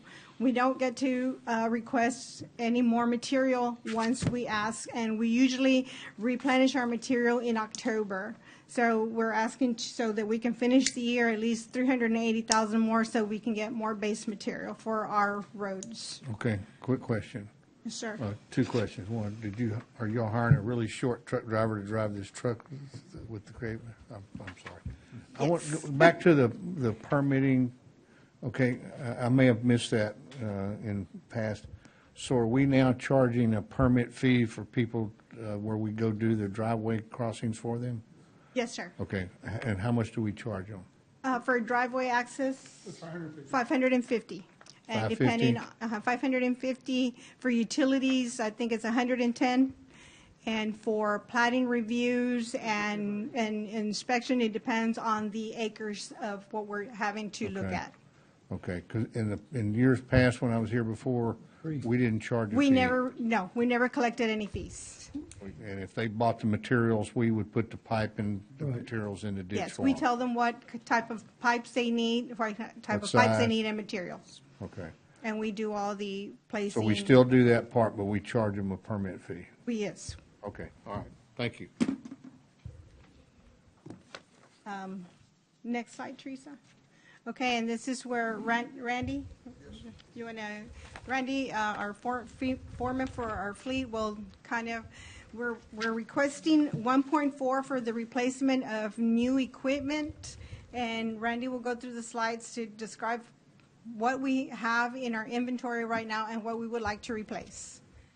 Okay, this slide here is of one of our 2002 John Deere backhoes. It's still in service every day, but you can see it's needing. I mean, we're talking 24 years old. Our department averages 25 years. We keep our equipment 25 years, and we haven't gotten any equipment in so long that we're needing it pretty badly. Okay, next slide. Okay. This is our tire truck, or it's the old tire truck. I had to do some supplementing around to keep our staff going. But all of these Fords are in the 08 year model area, and they don't have the astronomical amount of miles on them, 150,000 or so. They're diesels, but they're the 6.0 Ford diesels that Ford don't make no more. You know, these year models came around when Ford was experimenting with the diesels and went to internationals. So all of these that I have 6 of these that are needing replacement for various reasons. Tire truck. There's several of them. Okay, What's the estimated cost on that? Huh? What's the estimated cost to replace them? The estimated cost? Oh, the estimated cost per unit is around 90,000. Times 6. Times 6, so yes. You need $500,000. Okay. Okay, next slide. Okay, there you go. Now this is a specialized piece. This is a crack sealer, an asphalt-based crack sealer. What it does is it seals the cracks in the asphalt road, and to make our roads last, we got to keep the base stable. And so, you know, when you get cracks, you'll see the roads with that black mark zigzagging all over them. And that's what this unit is. This unit is 16 years old, and it's diesel-fired burner that there's a flue on it. It runs 480-degree material. And so it's a three-person crew, one driving, one walking, and one blowing out the cracks. And this unit is, like I say, 16 years old, and it's very expensive also. And it's time to get another one if possible. And that machine is, what, $180,000, I believe. Okay, next slide. All right, this is one of our older brush trucks, okay? It's a 26-yard flat box trailer with a crane in it with a grapple, a brush grapple. That's a national crane who does not support it anymore. This is a 2003, I apologize, 2003. So as I'll see, it's 26 years old, 23 years old. So we would like to replace that. We use it for picking up, you know, especially in a hurricane, national disaster, those kinds of things, when we're going about picking up lots of trees and limbs and stuff on the roads. That's one of the ones that we use, okay? Next slide. Okay, this is what is left of one of our water trucks. We had, about 5 years ago, we had an employee roll it over, and thankfully he lived, but the truck did not. And we still have not got a replacement for it. And so I would like to have, that's a 1992, by the way. And so that's one reason, you know, so our stuff is getting old. Okay, next to it, you're going to find a 1981 maintainer, Caterpillar maintainer. Good maintainer, but it's old. It needs an engine, okay? I got a quote for an engine. It's about 30 grand. You know, another new maintainer is what, 220, I think. Okay, next slide. Okay, this is our low boy, you know, the transport to move all this equipment back from job to job to job. And if we didn't have a low boy, we would take forever and a day to get the equipment moved. And this low boy is a 2010, and it's still in service today, but the same thing goes. It's got 140,000 miles on it. It's not the engine that's bad, it's just all the rest of it, the suspension, the trailer. It's just time for another one, okay? All right, next slide, please. Okay, now here's the heart of our deal. See, these are those same Fords, part of the 6 I was discussing a while ago. It's got a 3-yard electric over hydraulic dump bed on it. And we fill it up every day. We take it out and we do crack sealing with it, you know, road patching, anything that you need to haul. It also pulls our the crack sealing units. And those are the same deal.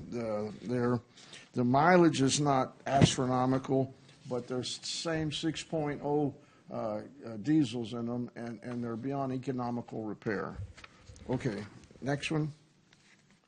Okay, this is where we get expensive. This is our tandem dump trucks. These are 14-yard dump trucks. We use them from everything from road building to seal coating. Right now we're using them to fill up all these washed out roads all over the county. Okay, this particular one has 203,000 miles, which is average, but they haul, these units haul limestone. Limestone is corrosive, so they're various stages of rusted. And they're as well, this one's 15 years old, and it's just time to get some new ones. And I think we only have 2 of those in the budget. Okay, next slide, please. Okay, here we go again, those F-350s and F-450s. This particular one, same deal, got a bad engine, 6.0. We use this one to haul a gooseneck trailer so we can get smaller stuff around instead of where we can't get the low boy in. This thing in a 20-foot gooseneck trailer, and we can haul quite a bit of equipment. Okay, next slide, please. Okay, that one there you go. That's the same little 3-yard dump truck. That's a 4500 Chevrolet. It's one step heavier, and it's got a bad engine as well. okay? It doesn't have many miles on it. This, back when we bought all these, which is, what is the year? I want to say these are 2017s, 18s. We bought 2 of these, and this particular unit spent more time at the Chevrolet dealers than it did us using it. It's only got 44,000 miles on it, but the engine's not any good. So it's just a lemon. I don't know why we didn't get rid of it, but we didn't. So let me ask you a quick question. Okay. So you're showing us all this equipment. One, do you have a line item budget for replacement of all of this equipment, or is? Yes, sir. We, at the end, Commissioner, we do have a list of, at Get the on end, the we do mic. have, at the end, we do have a list of equipment, Commissioner, of what we're requesting for our budget. No, he's asking, do you have a budgeted amount currently for equipment replacement? No, no, sir, no. Okay. You know, I stopped at about, Hold on one second. Commissioner, were you done? I'm sorry, Commissioner. So, You know, for the last 2 fiscal years, we have not gotten any capital outlay to replace our no, equipment. so my question is, he's showing us all these pictures, and I appreciate the fact that this equipment's wore out. But have you, in your budget request here, do you have a line item capital budget number for us to look at to replace all this equipment? Or are you just showing us these pictures and you want to come back and create a line item budget? No, for- it's in our budget, we have a line item for capital. We requested 1.4 to replace the equipment. We did make a list of all the equipment that we would like to replace. And we what's do- that number? 1.4 is $1,444,024 Well, to that replace all the equipment that we're needing. But we do To understand. replace all these trucks and stuff is only 1.4 million? That can't be right. No, they're just a few. The 1.4 is to replace the bigger equipment, like the motor grader, the crack sealer, the dump trucks, the backhoe loader, the low boy, the water truck, and the dump trucks. And 1.4 is going to do all of that? Yes, they're in one of our slides. Well, what are you going to do about the pickup trucks and stuff that need to replace? You're just not Some of gonna- these pickup trucks, we can get them through the lease program that purchasing has, but we have requested, but I think they're not requesting any vehicles right now through that lease program. Okay, well, I'm trying to get a handle on this. Are y'all confused too, or am I the only one? Can I just kind of, maybe I can clear, can I just, what's the magic number? What do you need? The magic number is 1.4 million. No, it's got to be more than 1.4, I'm telling you, Can't be because right. everything the commissioner said you had. Hold on. What she's saying is they're asking for 1.4, and then they're asking for leasing, from trucks through leasing. Well, That's going to be their request as well, but that's Right. not a capital outlay, that's through our lease program. Right. No, what we're requesting is, we understand that 1.4 is a lot of money. So in one of my slides, I proposed that for the next 3 years, if you could please maybe allot it as 400,000 for the next 3 fiscal years, so we can slowly start replacing some of these units. Well, we can't do 3 years in advance, you have to know No, that, right? and I Okay. understand, but every year, for the next 3 fiscal years, I have a slide there that shows that we're proposing that for the next 3 fiscal years, that you could allocate us at least 400,000 a year, every fiscal year, so we can slowly start replacing these units that need to be replaced, because we understand that 1.4 in one budget year is a lot of money. Let me just say one thing here. If- Okay, hold on. I got it. Commissioner Pusley, I don't want to interrupt you. So Yeah, you were- let me kind of finish my train of thought here, if I could, please. So, Public Works is an extremely important part for inland parks especially. It's a very, or not inland parks, for the 3 commissioners that represent the rural areas of the northwest area. That's myself, Commissioner Gonzalez, and Commissioner Morris. And so, I don't know how the whole unit road system got created. It was created back in Judge Barnes' time, but I will tell you, from 2009 to now, my experience has been is that we created a department by summing all of the road crews together and then grossly underfunding it. That's been the way I look at it, because we can't keep our ditches cleaned out. We can't keep our right-of-ways mowed. And it's not y'all's fault. It's just the fact that we don't have enough equipment and personnel to keep up with it. I know Glenn Sullivan told me one time, he said, if we don't have any equipment breakdown and we have no rainouts or any of those problems, we can mow the right-of-ways in our county 3 times a year. Well, maybe that's okay for some parts, but when we get these rain events like we've had here recently, 3 times a year is not going to cut it. I mean, we can go cut it this week, and 2 weeks from now, it's this high. So people are calling us as commissioners constantly, when are you going to mow my right-of-way? When are you going to mow the ditch in front of my house? What are you going to do about the drainage that's not working in front of my house? The ditches haven't been cleaned up. And I know y'all one has cannibalized all the road crews and created, multiple crews to go out and address the drainage issue. But guys, we've got to look at how we do. And here's my other pet peeve. When I go to Hazel Baysmore Park and there's potholes all in my road in Hazel Baysmore Park, and I say, okay, I need to get those fixed, and they say, well, that's Edward's problem. Well, Edward, we shouldn't have the Parks Department fixing streets. I've preached about that when I was here before, and I never could get anywhere on it. But I think on a go-forward basis, we need to put in the public works budget, a road is a road is a road. And if the county has a parked road, regardless of whether it's in Commissioner Chesney's park or my park, public works ought to be fixing that road, or the ditch beside the road, or the mowing of the. Those are things that should be under the. You guys are trained for it. You have the equipment for it. Now, if that means, Constance, we've got to move money from Edwards' department over to the Public Works Department, but I don't want to have to call 2 departments to get a pothole fixed. And I think that ought to be under one department, and from my perspective, it ought to be Public Works. It's just like the other day, I wanted to get a lot mowed. Well, for things that are kind of classified as parks, Edwards has crews going out and mowing property, and I think we need to figure out how to do this more efficiently, because the way we've been doing it split up like this, to me, just hasn't worked. And that's just my opinion. And please understand, guys, this is no knock on your department. I'm trying to help you here. Yes, sir. Because I agree. I just think that we're grossly underfunded in public works. We don't have enough personnel. And we have, it's easy to tell people, well, we just can't do any more because we don't have any more money. We got to get to the point where we don't do that. We've got to be able to tell people, yeah, we're going to do everything we can to fix the drainage problems in this county. I've got subdivisions that every time we get a 3-inch rain, those people get water in their houses. And we have to figure out how to fix that. We've done multiple, as I said here a couple of weeks ago, we've done multiple drainage studies in this county, and we've yet to implement a solution. Anyway, I'm sorry. Oh, that's all right. I'll get off my high horse. That's all right. Nay. Okay, go ahead. So, Commissioner Gonzalez, you want to follow up the high horse there? Thank you for your patience.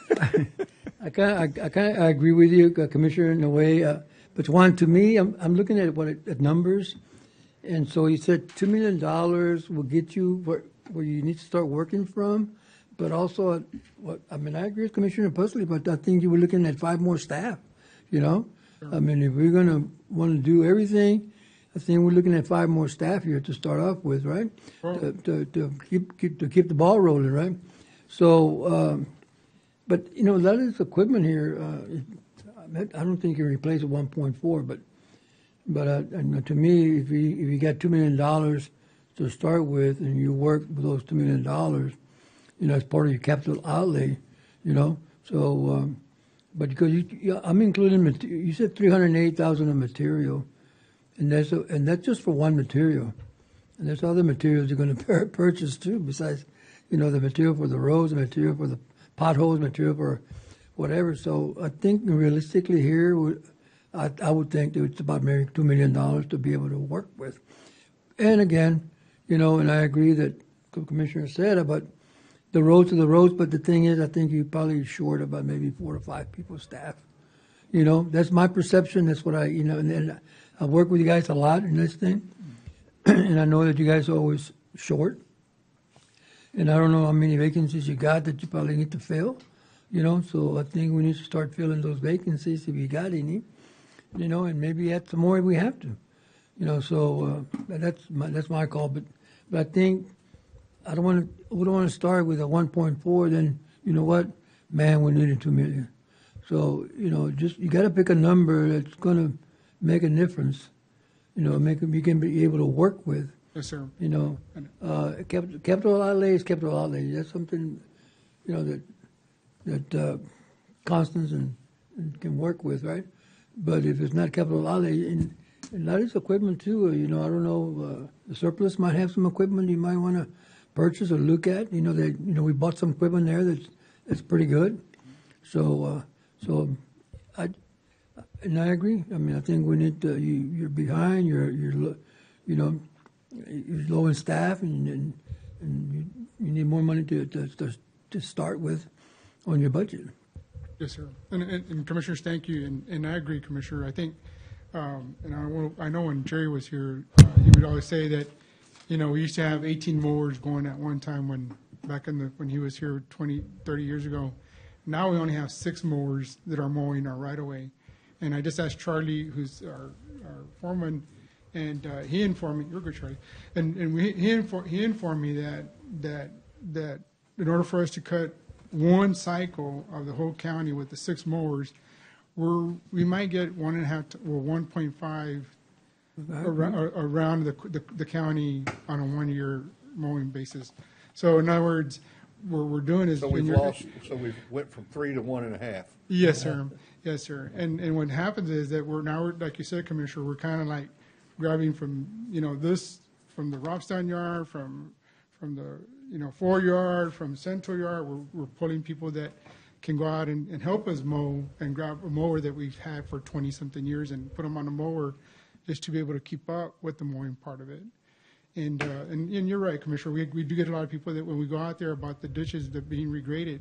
I mean, when I got here, people were complaining about ditches that haven't been graded for 30 to 40 years in front of their property. And I still get that. And what we're trying to do is we're trying to strategize how we can, again, like you said, Commissioner, what did you say, capitalize or get people from different departments from our staff and try and put them in, okay, you go over here, and kind of strategize where we can move some of our personnel, where we can be able to try and keep up with what we have. But right now, like you said, we're short-staffed. So one, in the past, when we've asked you to make cuts, it's because it's mainly been unfilled positions.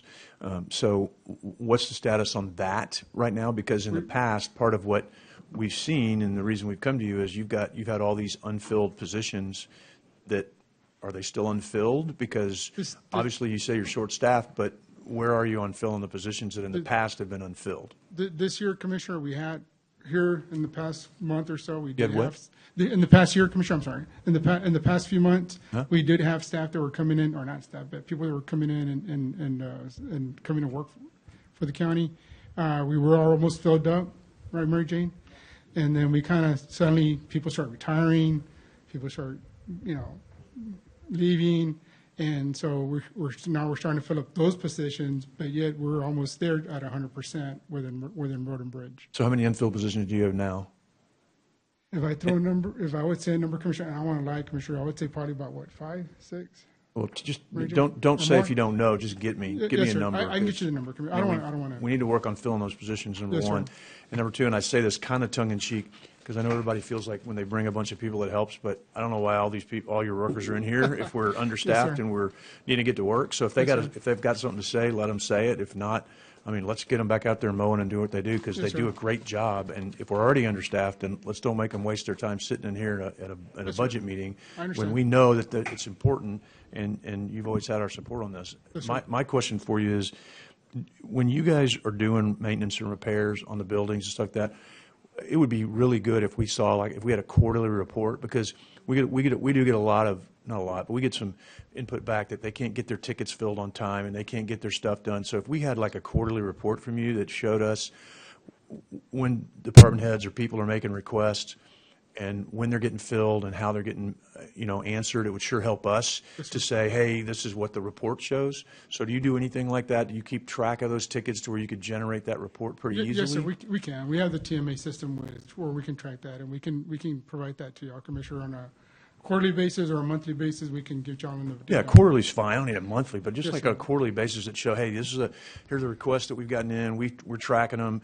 We responded to them in 10 days, 4 days, 6 days, whatever the days are, whether that's a constituent or one of us or whatever. That would be super helpful for us so that when, because people always, not always, but people say, hey, we're not getting, well, okay, we don't know if we're getting responses or not unless we have a report that shows that we are or aren't. So if you could, that'd be super helpful because, no, I don't think anybody acknowledges or thinks that y'all don't need more help and certainly more equipment. And yeah, they're going to work on the capital outlay budget and they're going to figure that out. But if you could, that was just one of the things that I had on my list that's kind of a little off what we're talking, but I wanted to kind of jump in there and address that too. So if you could maybe come Yes, up sir. with a quarterly We can report. do that. We can do that, Commissioner. That'd be awesome. That'd be a super good thing for us. What other comments or questions did anybody else have on Public Works? I do. I know, segue what you said, Commissioner, I agree. Juan and I would say Juan and I'm sure you've had the conversation with each of us, especially with the weather that we had recently. Tracking system is ideal for us to be able to have so that we or our assistants can follow up and track it. I know there's a lot of back and forth, so finding a better way to do that. I know you and I have talked about, here in court and also, in the office, as far as can we develop an app that can be utilized in a way to help better with some services, not maybe every service that you offer, but some services limited, kind of like a real user-friendly version of what the sheriff's office has. I think that's a great app to use as an example, but something that makes it easier that can connect to a certain email or several emails and to you, and then we can track it better that way. But something I think that the community can rely on because we're getting calls, which that's what we get paid for. That's what we do. That's part of what we do, and we know we're going to take it when we get that rain. It's going to be a lot of response. But I think the tracking is the key, Commissioner, is we know that we send it off to you. We know that we send this information. We know that we have a list, and there's only so many you can get to in a day, and then we go and continue working on that list and forwarding them to you. But it's just the follow-up that we know you're going to get it done. Now, sometimes Mother Nature does the job for us. It evaporates or it gets to a point to where waters have resided, and I'm talking mainly on the drainage, flooding issues, but on other issues that we have, dealing like with code or environmental enforcement, those are issues that are constant. And I think I've shared with you, how can we legislatively solve this? Because there's some issues that handcuff your environmental enforcement officers that we just, as a county, say there's not much we can do. It's a private property. We need to get those laws changed in Austin to where it allows more freedom, more flexibility for the county to go in and enforce. Like you see, the cities have a little bit more flexibility. So what can we do? So that means getting with our lobbyists, making sure that they create some bills that we can take to our local delegation and craft them out just for Nueces County. We're not talking about messing with the whole system, all other 253 counties in the state, just something for Nueces County, but that we can make an easier, faster response. Because I know that's the biggest frustration that I hear, especially in the neighborhoods like Blue Bonnet and other areas in Precinct 3, that people think we're not doing our job. No, we are. We're documenting. You are reaching out, or your staff are reaching out. They're actually investigating who's illegal dumping, whose property it is, all these things that take time. So, what can we do? How can we use technology, and how can we get some laws changed that make it easier for us to enforce? So that goes beyond more than just what Public Works is, but it impacts you because you're our extension of when we get that ask and we turn around and share it with you, we need a response. And so I know it comes down to having a bigger staff, replenishing the staff that you have sacrificed over the years due to budget constraints, and you are doing more with less, but let's get those filled up. Let's get you the equipment that you need, and most importantly, let's get some technology in place that makes it easier for all of us to keep track of. Sure. Thank you. Thank you very much. Do you have anything else, Juan, that you wanted to go over? No, I think we had our building budget, but we've submitted that, Commissioner. I don't know if you want to go through that. I mean, it's not a presentation like this, but it's more detail of what we need. I think the main thing on that one, Commissioner, is that we did put a line item in there for our sprinkler system. Is that correct, Nora? We did put a line item in there for the sprinkler system because remember we have 12 years or 15 years to be able to be in compliance. Don't get me started on and that there's, one. yes, Yeah. sir. And there's a line item in there about that, and it's like a lot of money. Yeah. So, We'll have to- just kind of wanted to. Teresa, would you want to? That's for what? For what? That's for that sprinkler system the city made us, that you made us do in the city. The what? The sprinkler system that we Well, have no, to that put was in. not the city, that was national. That was the It national was the fire code. standard that the city adopted, just so you know. So it's okay. I'm not sure you did it, really. I'm just playing with you. No, the council didn't even get to vote on that. That was implemented by the fire marshal. I Teresa. did in closing want to say just a couple of things if I could. Hang on, Commissioner, I'm sorry. Teresa wanted to comment on that particular point. Give me Okay. one Right. second. I'm sorry. So Juan has been talking about just Public Works Department. He still has general fund departments to go over. His building superintendent, which he's referring to Yes, about ma'am. the sprinkler system. So if we can go to 1570, that's general fund, and then that's, Well, you don't have much time, so you Yes, spent sir. all your No, time on your we're- slideshow, no, so your we're- time's we're- up. we're Let's gonna go quick. go. Yeah. I mean, we do these slots on purpose, so let's try to stay with them. Go ahead. Thank you. Sorry, Commissioner Pusley, do you want to say something before he jumps in? Real quick. Yep, go ahead. Again, okay. Our cell phone app is ready to release. We're probably going to, in fact, it's already on the App Store. We just haven't publicized that yet because we're going to go through the administrative part of it. But what you'll be able to do, what each department will be able to do, is you'll have control over adding things. So if you wanted to add a ticket system or whatever to your department under the new cell phone app, you'll be able to do that. And we will have the people that will be able to help you implement that. So that, we're going to have a lot of things available to you through that cell phone app that you didn't have before. But that would help you if a commissioner wanted to create a ticket on some problem, they could create it on the app and send it to you, and you would get it, and it would store it and make it available to you. But for me, Juan in Public Works, is my understanding over the last couple of budget years, has been asked to really tighten their belt. But I'm going to be looking at wherever we put money into our budget. If we put any into our budget, it needs to go into Public Works. Thank you. And I am going to give you a few more minutes because Constable McCacken is not coming, and we're not going to add people to the budget workshops that didn't request. We gave everybody the same opportunity. For those of you who signed up and did it, that's great. For those of you who are trying to add at the last minute, we're not doing that. If you want to submit something in writing or come to a meeting and talk in public comment, you can. So you're lucky you get a few extra minutes because that 2:45 slot's open. Pardon? On Thursday. Well, no, we're full. I mean, we're full all Thursday too. So, all right, go ahead. Okay. Good afternoon, Commissioners. Number one, we are requesting for an emergency fund for unforeseeable repairs for $300,000, just for the courthouse and all other facilities. And then we want to replace the exhaust fans over at the Mackenzie Annex. Get closer to the mic, please. Thank you. Replace the exhaust fans for $110,000 for Mackenzie Annex, and then replace the cooling tower over at Calderon Building for $46,500. RTU, the rooftop unit over at Juvenile Building, which is $132,000 cost for the whole unit, and then we need. Also, the mold remediation for the courthouse and the jail for $300,000. Electrical panel replacement for electrical boxes, breakers, and wires, or whatever, for the courthouse and the jail for $250,000. Lighting upgrades for the courthouse, for parking lots and the gates for $350,000. Fire pressures, hoses, and valves replacement for the courthouse and the jails $400,000. Replacement for air handler, AC equipment, or HVAC units that are old for courthouse, jail, and Mackenzie Annex.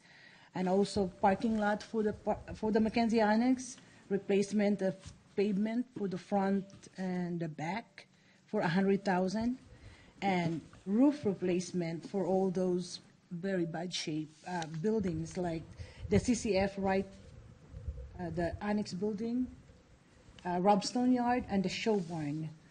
And then we need an additional funding for the loan services for the medical examiner and the loan services for the animal shelter. And the next page is really for the capital budget, for the one that, for the suppression. For the first one? Yeah, for the first one is the 15 million. The 15 minutes for the fire sprinklers were first to meet the requirements. And then, let me put on my glasses real quick. You do have just the 15 million, and then you have the one for the 1.2 for the base for the engineering. Some AC ductwork valves and dampers, it's 2.5 million. The vertical cast iron pumping and rehab plumbing repairs that need to be done. I think that one, there's still some items that we need to take care of. We just put in a line item for about $1 million. And then jail mechanical doors. At the jail, there's doors that need to be replaced. We did put in $1 million in there.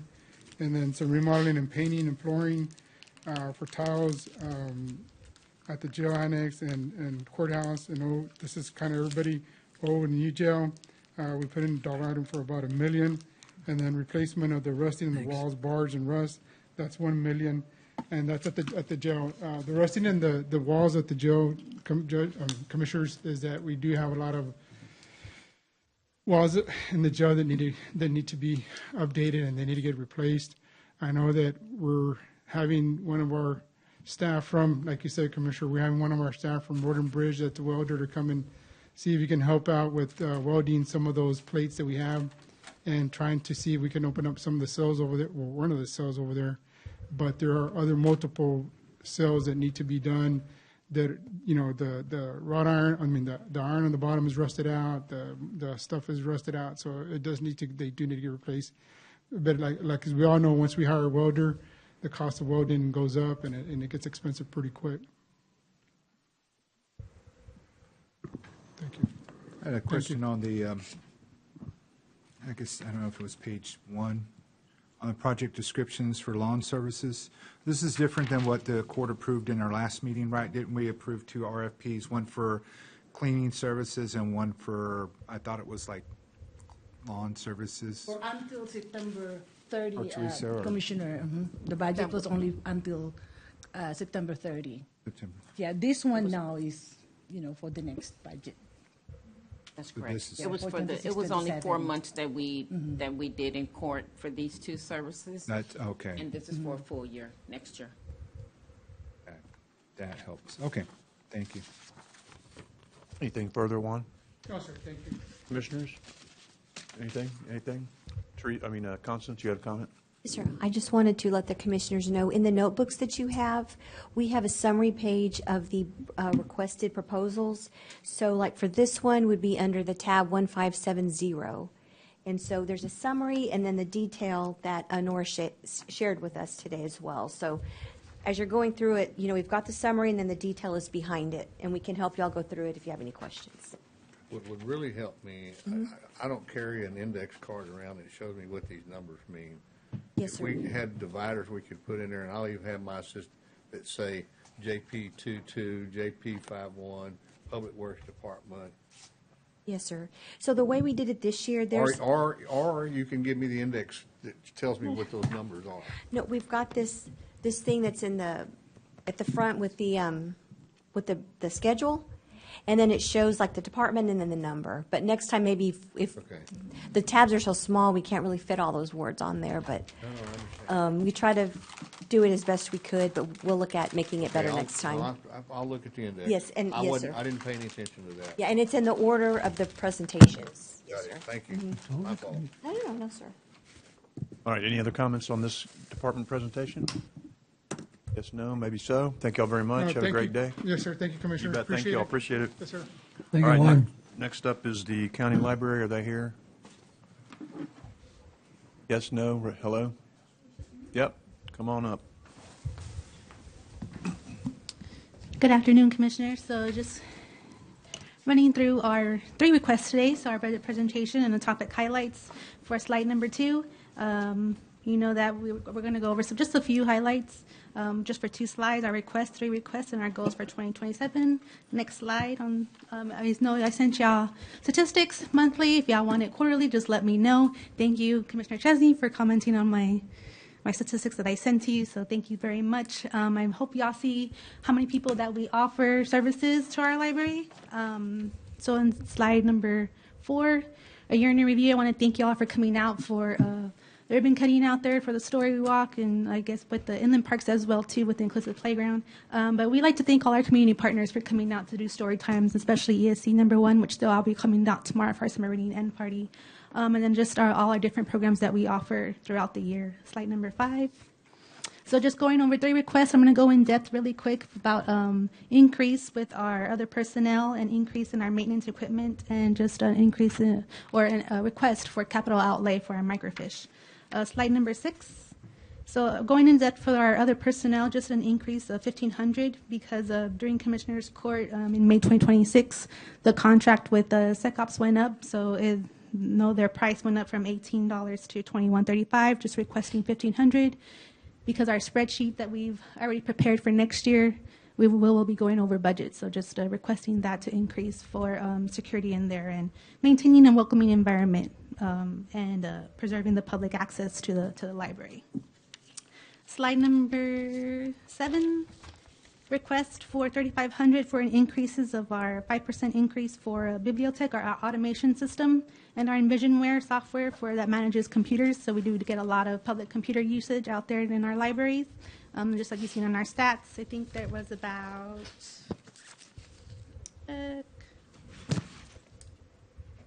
just last year 197 at Keach, 106 at the Law Library. So and just a couple in the Bishop, but we follow that for Envisionware just to help safety for the public to use the computers, to apply for jobs for the county, and also just helping with education and their driving records as well. Is that Ida in the picture? Yes. I don't know if you planned that or what. It's just, No, it was just part. kinda happened. We just have it. I have a lot of pictures from previous years, so. well, this may not be the time, but I think it's, she devoted so much of her life to our library system, and I think, something that we got to try to find an appropriate way to memorialize her. Yes. I know our Commissioner's Court does a lot of work, but I think it's silly to name anything after us. Y'all are the ones that put your time day in and day out, all 6 days of the week that you're open and beyond that. Yeah. And so I think that especially someone like her needs to be permanently memorialized there. So let's find something special that we can do for her. I think we can find something for our Century Nature Cove that we have with our grants that are coming up and other things in the outdoor area, because that was something for Family Place, an educational system that we wanted to provide for the community as well. Thank you. Yeah. Slide number 8, our request for capital outlay. It will be $7,000 for a new microfiche scanner. I think I had a picture, or I don't have it up there, but it is an old microfiche. It's been there since 2008, I believe they reopened. The only thing we can't do is print out obituaries and historical research. So just as we saw that, the 250 time capsule that we just did, I'm hoping to preserve our microfiche filmer with the Rapstown record that was donated by the Keach family. So just a request for $7,000 for an updated microfiche scanner. Slide number 9. So as you see of our requests, that we have some success stories from our patrons. They love our summer reading program. They have our partnerships with the Hippie program. They can go into the schools, into their kindergarten and learning education for pre-K, and also helping those that are dyslexic as well, that we have our collection development there that we have at the library.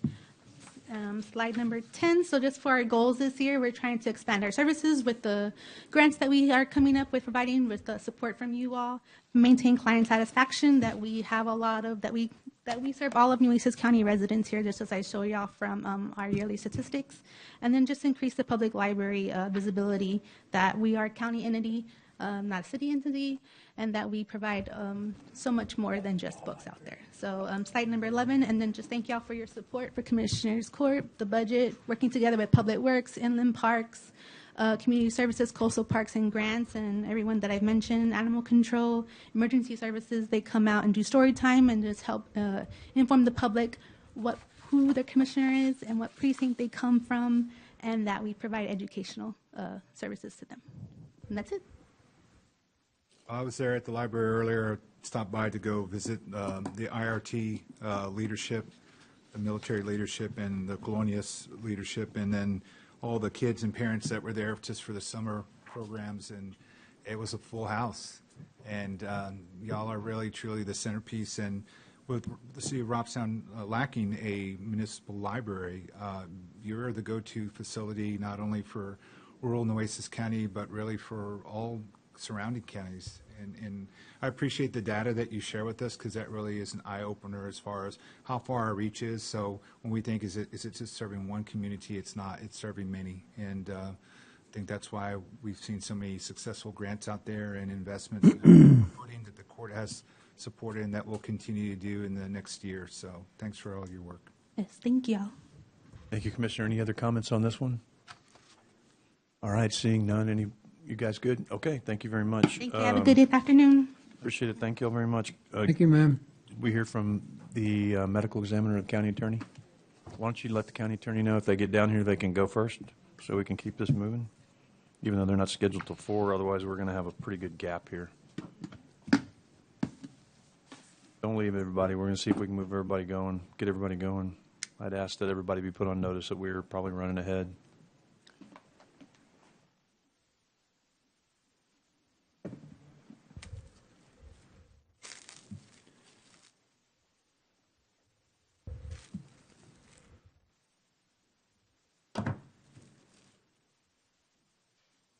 Well, heck, Edwards, you're here. You want to go?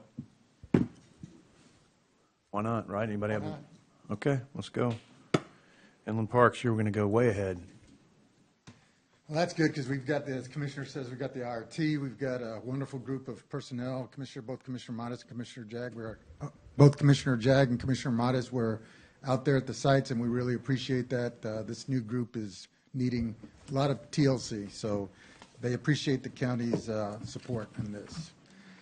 So if you look at our presentation, I will skip through can we go through to slide 4?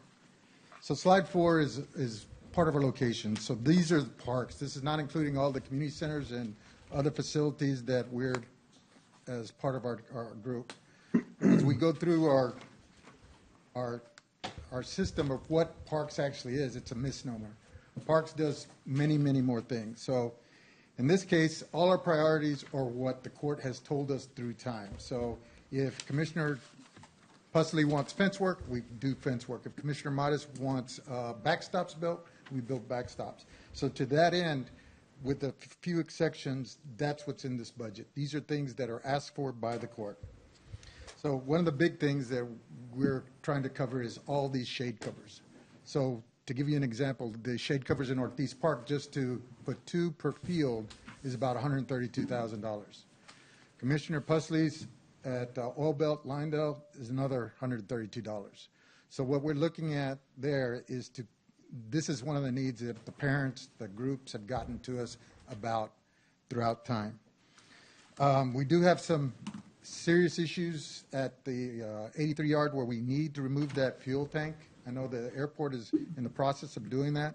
We were also trying to do that, but we came up to a funding cap, so that's about $50,000. Some of the projects that we're in process of doing, like say for instance, everybody knows Oil Belt's got been rehabbed.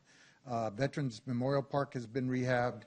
Ortiz Park is going under a rehab right now. This leaves out, though we rehabbed them, we could have spent $6 million at Oil Belt. We could have spent $10 million in Ortiz Park, and we could have spent $20 million over there at Veterans Park for Bishop. So in this budget, we have items that are left out, such as batting cages for Oil Belt, new equipment repairs, scoreboards, because all the parks need scoreboards because the leagues that use them need those items. Along with that, as Commissioner Pusley was saying, we're mowing, and it's not the only thing that the county does or that the parks does.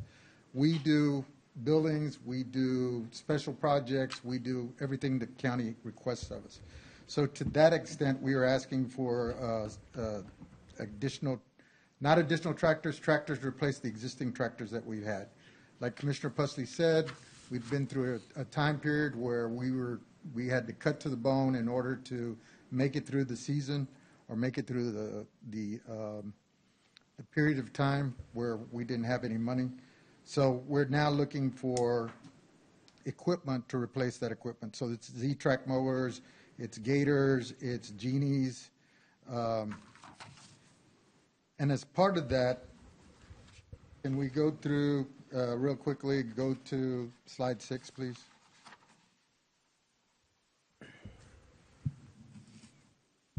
So we're being incremental. We're asking for $55,000 for equipment and vehicles.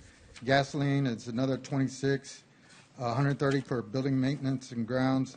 Professional services, 20,000. Another services, 20,000. Travel and mileage, about 4,000. Capital outlay, we're asking for about $2 million. These are toys, playground equipment, different aspects that the court has asked us for in time. Non-capital increase is about $2,000. Can you go to the next slide? So this is just examples of the parks we have. Next slide, please. Next slide.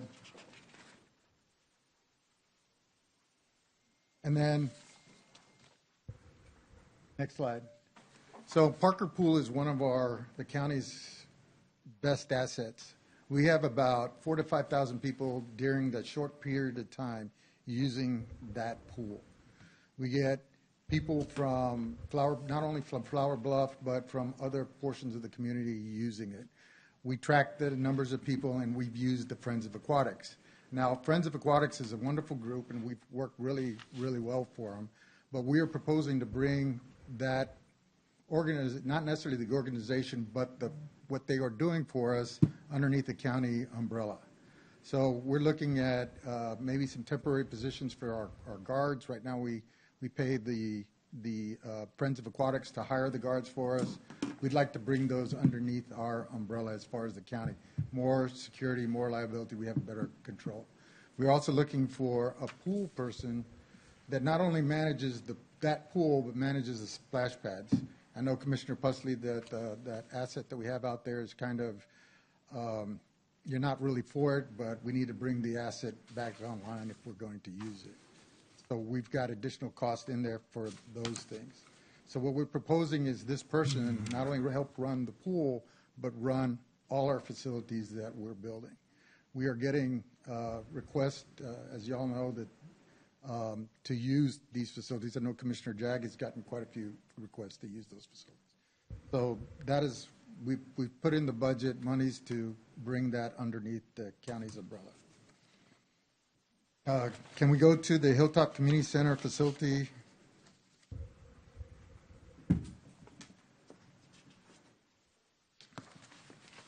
So this is what we're using as a case study. Even though it's its own budget, this is kind of like a case study. Because we have these, even though this building is under repair and we're spending an immense amount of money in it, as Commissioner says, we've got things that are not covered in there that we're trying to take care of. Next slide, please. So on the untouched parts, we're looking at upgrading some next slide, please. Air conditioning systems that are not being touched by the current service. Next slide. We got hot fire hydrants that we need to replace. Next slide, please. Right now, we're working on a solution to this, but if the solution hadn't worked out, we were planning to put another 2-inch tap to allow for irrigation, but we are working on a solution with our contractors right now for that. And that was an estimated 10K. Next slide, please. Yeah, Edward, I met with the contractor and the architect before I went on vacation, and I told them that I expected them to get together and fix that problem. It was their issue, not mine. The contractor's plumber is the one who messed that up, and if the plans were wrong, the plans were wrong, but between the two of them, they're going to pay to fix it. All right, copy that. That's what I expect. Then if you, as Commissioner was saying, we do have a lot of parking work, and again, this is just this case study. If we look at the next slide, please. These are some examples of parking. This is just, again, case study here. Robstown has the same problem. Agua Dulce has the same problem. Bishop has the same problem. All our pavement is scabbing up and coming up. As Commissioner, I was listening to the previous deal. The county has a habit of, and to answer your question, Commissioner, I was here when it was under the unit road system, was what it became, but it was the precinct system prior to that under Judge Barnes. I remember him coming to the schools, knocking on the door and getting everybody to unite. And I know Commissioner Ortiz said that was the worst thing because the commissioner lost all the power in his precinct. Yeah. Now he had to wait on the public Richard works. Borchard told me he voted against it. Yeah. So, yes, sir. I know what you're talking about. So these are repairs to sidewalks and stuff that we are looking at, and we've got the breakdown there on top. The nature trail, next slide, please. We've got the Gomesa project that we've supplied for, that we're shooting into, that's going to be in this area, and hopefully it'll take care of some of these issues, but if not, we want to take care of these issues on our assets. As Commissioner, again, these are things we establish them, we take care of them, but we don't have enough funding to do them. Next slide, please. Can the commissioner pay for them? No, I mean, you're talking about multi-million dollars. I mean, over all the parks. Again, this is just a case study for one park, but it is essentially, all the parks are the same way, as you're well aware, Commissioner. That playground equipment over there at Amistad, Veterans Memorial, needs to be replaced. It's over 20 years Sorry, old. is this So how much do you need? I'm already $2 million. That's about $160,000. So you're asking for all this? Is this what you're asking for? That's part of that 2 million, yes. So it's playground equipment, it's roads, repairs. If Public Works can't do the work, if you give us the money, we can hire contractors to do the roads. I mean, but again, it comes down to, this is probably the most effective way because they're designed to do those roads.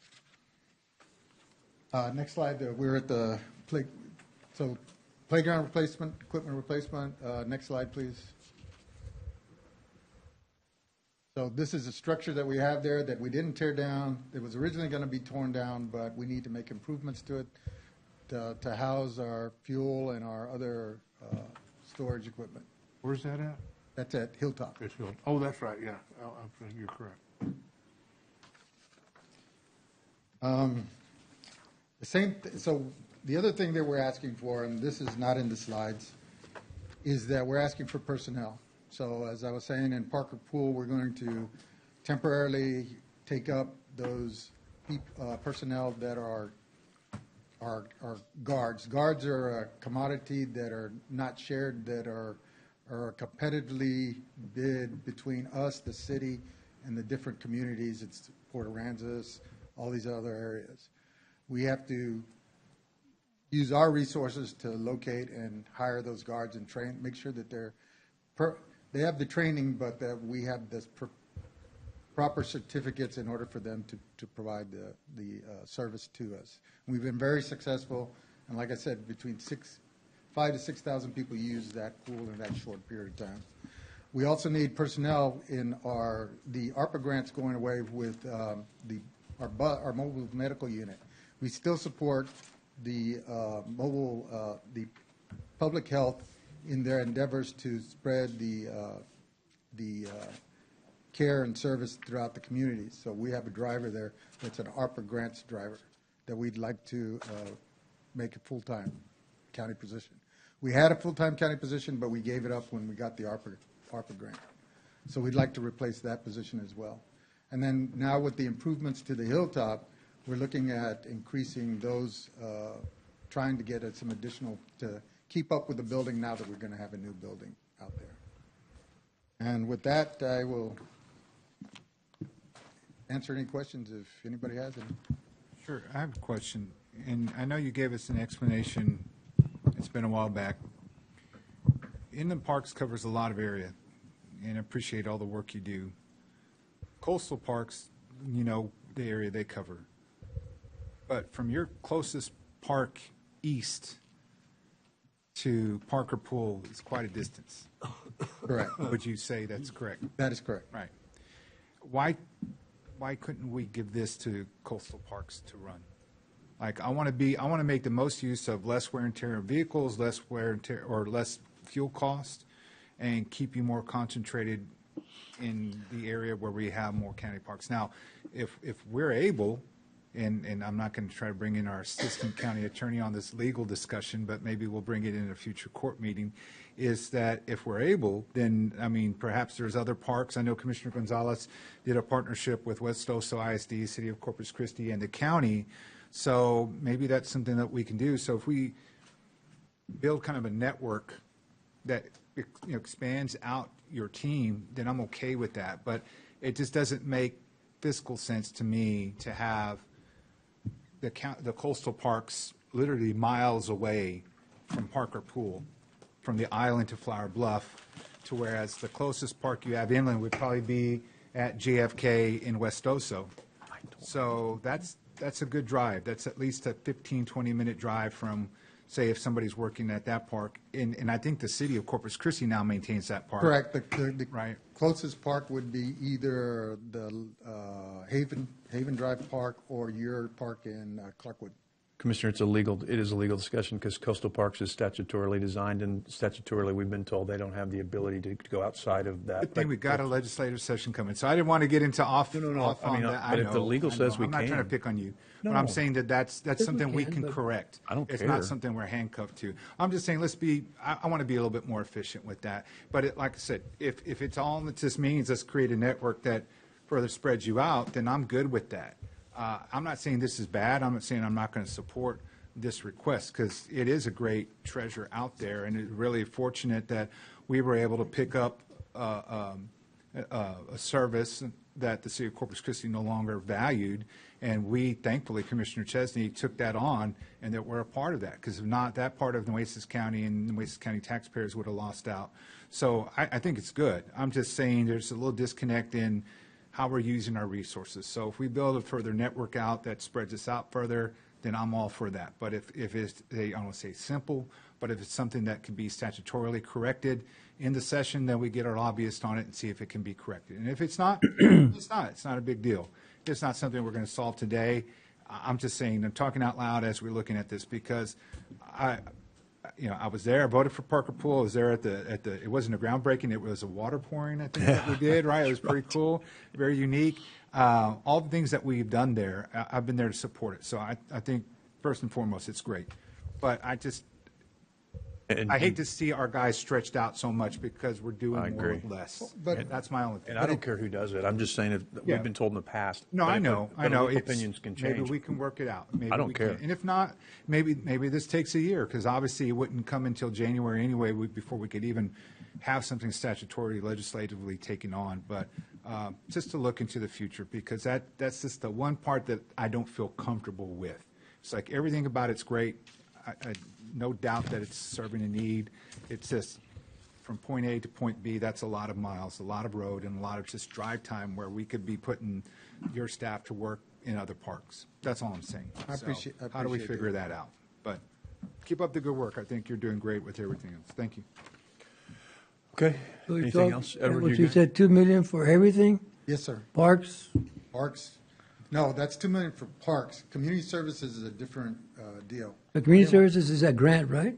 Community services, park grant and park, it's mostly funded by the county with reimbursement by the federal government. Well, what's the county part? How much? So the county's part is about $2 million. The federal part is about $500,000.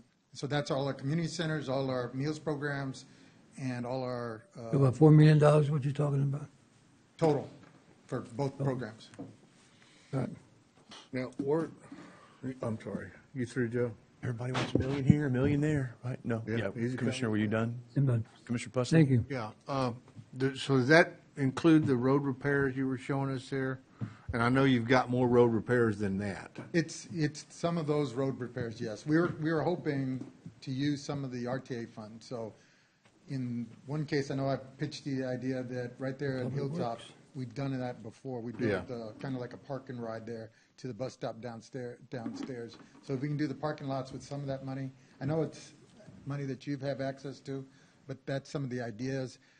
Driscoll Center's coming online now, so we're going to have to come up with a parking lot on the community service side budget that we're trying to allocate in there for that parking area. But if not, I'm going to have to come and knock on your door. And lately it's been that I come knock on each one of your commissioners' doors to ask for funds for specific projects. We're trying to address that here and get it done here so that we don't have to come as much to come to y'all. Yeah, and that's my point that I made earlier today is just, it's like we've got a cross communication here. The Public Works Department ought to be doing roads. A road is a road is a road, a parking lot is a parking lot, that's pavement. And that's not what you guys ought to be doing. We don't have the expertise like you were saying. No. Well, you're not doing it. You're going out and hiring contractors to do it. Okay, so it may be cheaper hiring a contractor than using our own people. I don't know. Well, with Glenn, it was cheaper. So I would talk to Glenn and I'd bring him a list of, okay, can we borrow this equipment? He'd tell me, Edward, you know how much we charge for that? It's better if you go rent it somewhere else because it'll be cheaper. Yeah. And so I asked Glenn, I said, Glenn, so how are you using it if it's so expensive? Yeah. I was there when you said that. Yeah, I never quite agreed with that analogy either. But No, I remember when you were here, the first go-around, Commissioner, we had a lot Get of, in our own. I mean, we should be able to call Public Works and say, hey, we've got a pothole at Hazel Baysmore, can you go fix it? before it gets worse. That's the way I feel about it. Thank you. Yes, sir. All right, anything else on this department? Edward, thank you very much. Thank We you. appreciate the presentation. Medical Examiner's Office is up next.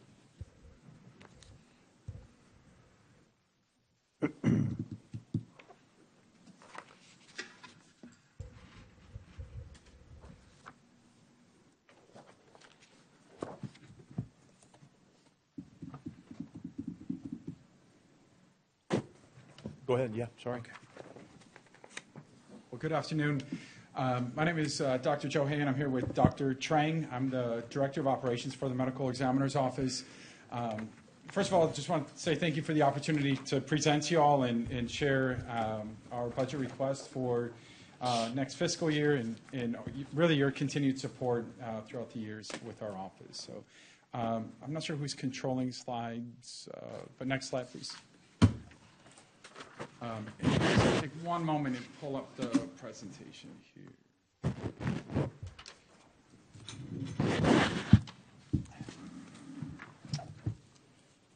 So this first slide is just a brief overview and framework of how we came to this particular budget for next year.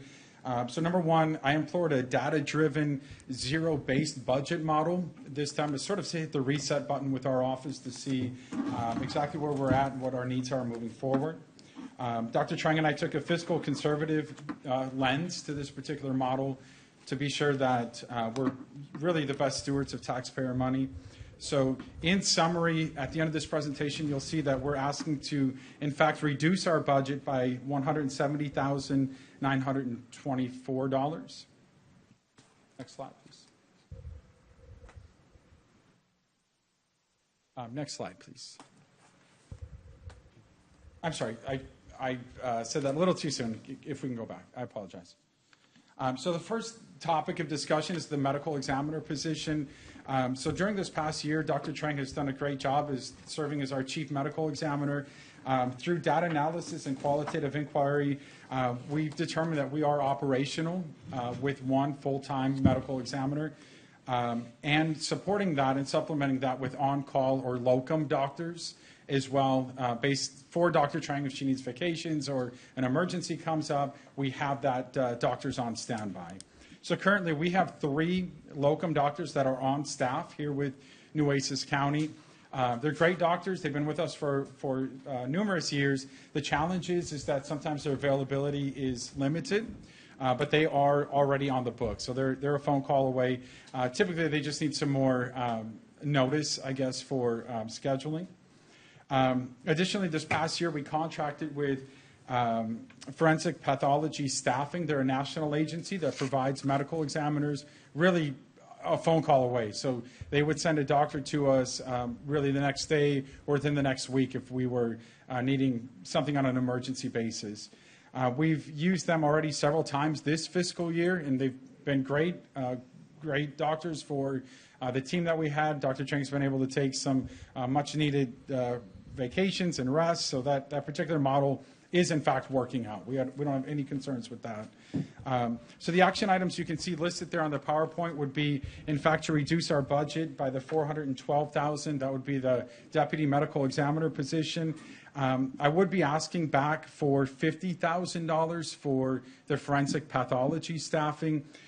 In fact, through our zero-based model, I do need $150,000 for them, but I was able to find within our own current budget the other $100,000. So I wouldn't necessarily need that full amount to make that work. Additionally, we would like to add $10,000 to our temporary salary, and that's again for those local doctors that are already on our books. Next slide, please.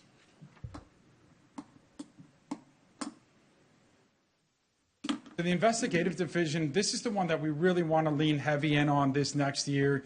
We're really proud and excited about our new medical examiner building. It brings us to a whole nother level of professionalism and branding and service that we can provide our community. So we want to extend that same model to our investigative team. So there's several requests that we have to fulfill that. Number one is we want to request bringing back a senior investigator position. We had a position like that in the past and over the years that had been absorbed in different ways, but we'd like to bring that position back. That will help support things, me personally, administratively, but really give the team some direction. We've got additional coverage in case there are investigators that are out or we're training new investigators. So having that position would be a great asset to the team. Not a huge cost, but I really want to emphasize number two is to allocate some funds for investigator uniforms. I can speak personally as my time as an investigator. All of our investigative unit right now, they're required to purchase their own shirts and pants, and they're out there in some pretty difficult situations and scenes, and they are responsible for going home wearing those same clothing items and going home and washing them in their own washer and dryer unit. So we're fortunate that in our new building we have our own washer and dryer as well. So I'd really like to emphasize the opportunity to have uniforms for our investigators so that way they can stay on site. That's a safety hazard as well because of biohazards and different things like that. Additionally, it'll contribute to being professional looking and brand and having a good model for our office when they're out there. We've been working closely with the purchasing department on fleet vehicles. This is another area that we really want to step up. Safety, professionalism, branding for our department.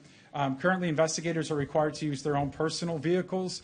I know that recently, this past year, we've had some investigators get stuck on the beach because their personal vehicles are just simply not equipped for that. One of the things that I've experienced and all of our investigators have are going out to car accidents in the middle of the night, and we have law enforcement that are blockading the roads. They're diverting traffic. Well, our vehicles are not identified to get through, so we've had some confrontations with law enforcement where we're creeping up on their scene. They don't know that who we are. We're unable to identify ourselves until we get real close to that officer, which creates conflict with them. Having a vehicle with a light bar that we could turn on to identify ourselves would be beneficial. Texas also passed legislation this past year that allows medical examiner death investigators to have a red and blue light bar to safely make it to scenes. It's not for speeding or getting through traffic. It's just to identify themselves safely as they're coming up to particular scenes. Joe, none Yes. of the cars have. I thought y'all had some with lights, with emergency lights on them. No, we had a few years ago. There was a process in which one fleet vehicle was purchased, and it was really just a compact car. It had no light bars. It did have a identification marker on the side of the vehicle, and that was for the temporary investigators. But when the department did away with, I think, that position, they took the vehicle as well. So all of our full-time investigators are using their personal vehicles for scenes. Good. Would that come under capital outlay as far as the vehicle and the lights and everything else? Would that become? Can we look into that? Huh? Yes, sir, the vehicle and outfitting would be part of the enterprise leasing program that we have, and they will be here on Thursday to make a presentation that we can talk to them about that as well. All right, thank you. Yes, sir. Thank you. The last point for investigations, there's kind of several different philosophies for this particular ask. The first is, I think you may have in your packet as well, I completed a salary study last year about investigations across Texas. Even with the recent pay increase that we all received countywide, we still remain to be one of the lowest, or second to the lowest paying county in Texas for our death investigators. This particular step increase, which I'm not sure if that's the right language to use, but I did put an allocation of amount that we'd like to request for our investigators. Essentially, that would be offered to them once they receive their national certification as sort of an incentive to show that they are fully trained, and it would make us more competitive when we're hiring and looking for investigators to stay with us. Additionally, depending on car allowance, when we talk about those fleet vehicles, I'm concerned that they're going to lose some of that income that they have with car allowance if we do go to fleet vehicles. So I really want to just try to keep them where they are, if not just slightly more to stay competitive, just to do our best to take care of them. Next slide, please. Let me ask you real quick, Joe, Yes. on the investigators. Yes. If you could generalize, I don't know how diverse the group is. What would you say is the general background, like former law enforcement, former investigators in the other specialties, or what would you say is you had to generalize? That's a great question. Our office right now is unique, and I'll speak generally as well. But over the past year or 2 years, we've had almost a complete turnover in our investigative team, and we're really proud. There are pros and cons to this particular group that we have. We're really proud that they're young, mostly new professionals and recent graduates of Texas A&M Corpus Christi, San Antonio. We've got one gentleman, Diego, who comes with some crime scene background. Other than that, they're a real new team. The positive part about our team right now is they've been very cohesive. They've been great. They're excited. And so we're trying to stay competitive with them to keep them here. Some are from out of state, actually, and they're maybe looking for opportunities at other offices. One of our investigators has been with us for over 2 years now, Darlene. She was an educator and an EMT in the past, so she's a retired school teacher. So that's kind of the demographic that we're seeing now, but primarily new professionals. Thank you. They're not law enforcement certified. No. Yeah. The certification that is offered for medical legal death investigations is the national certification, which they are all qualified for now, and some are already testing. So once they're certified nationally, that credential means that they are fully trained, they meet national standards for death investigations. How long does it take to get certified? We have it in our system that we want to see them certified within 2 years. Typically, it takes about a year or more to become certified because they have to have a certain number of scene hours, work full-time for a medical examiner's office. So there's a checklist of criteria that they have to meet before they can even sit for the exam. Are you done? Yeah. So staying on that issue, say that we are not able to bump up the salary with what you're recommending. Is there at least a stipend that could be added to kind of incentivize or show that we recognize that they are now have a differentiation on their certification compared to someone that's Absolutely. I think that's a great suggestion. And as a matter of fact, this morning I was kind of corrected. We were reviewing the PowerPoint on the language that I used. And so if there's opportunity for a stipend or something to show that that appreciation to their work and their level of accomplishment, I think that's a great idea. I mean, I'm pushing for the salary, but Sure. if it doesn't happen, because there's a lot of asks today, and I'm sure a lot more on Thursday, at least something. So thank you. We siphon other, go get an education, and we siphon them when they finish some courses, right? Sure. So it'd be the same thing as education. Okay, yeah, that's Excuse right. me. That's a good, yeah, I great. just wanted to make a comment. So we don't increase by steps? The steps That's what I was corrected on this morning. Yes, ma'am. Right, so it would either be a pay grade or a stipend like you recommended, Commissioner. Okay. So let me make sure I'm understanding this too. What you're asking for is a reduction in your budget, but that includes because of primarily because this elimination of the deputy medical examiner position Correct. that's eliminated. So at this point, it's just Dr. Tron, and that's it? And then Correct. you use all the locums and the other folks, Correct. and that's good to go? Yes. Right, okay, so you're taking 412 out, and then you're putting the asks back in. Correct. For different things that you think you can use that, more importantly. Correct. And that still gets you to that negative request for reduction. Exactly.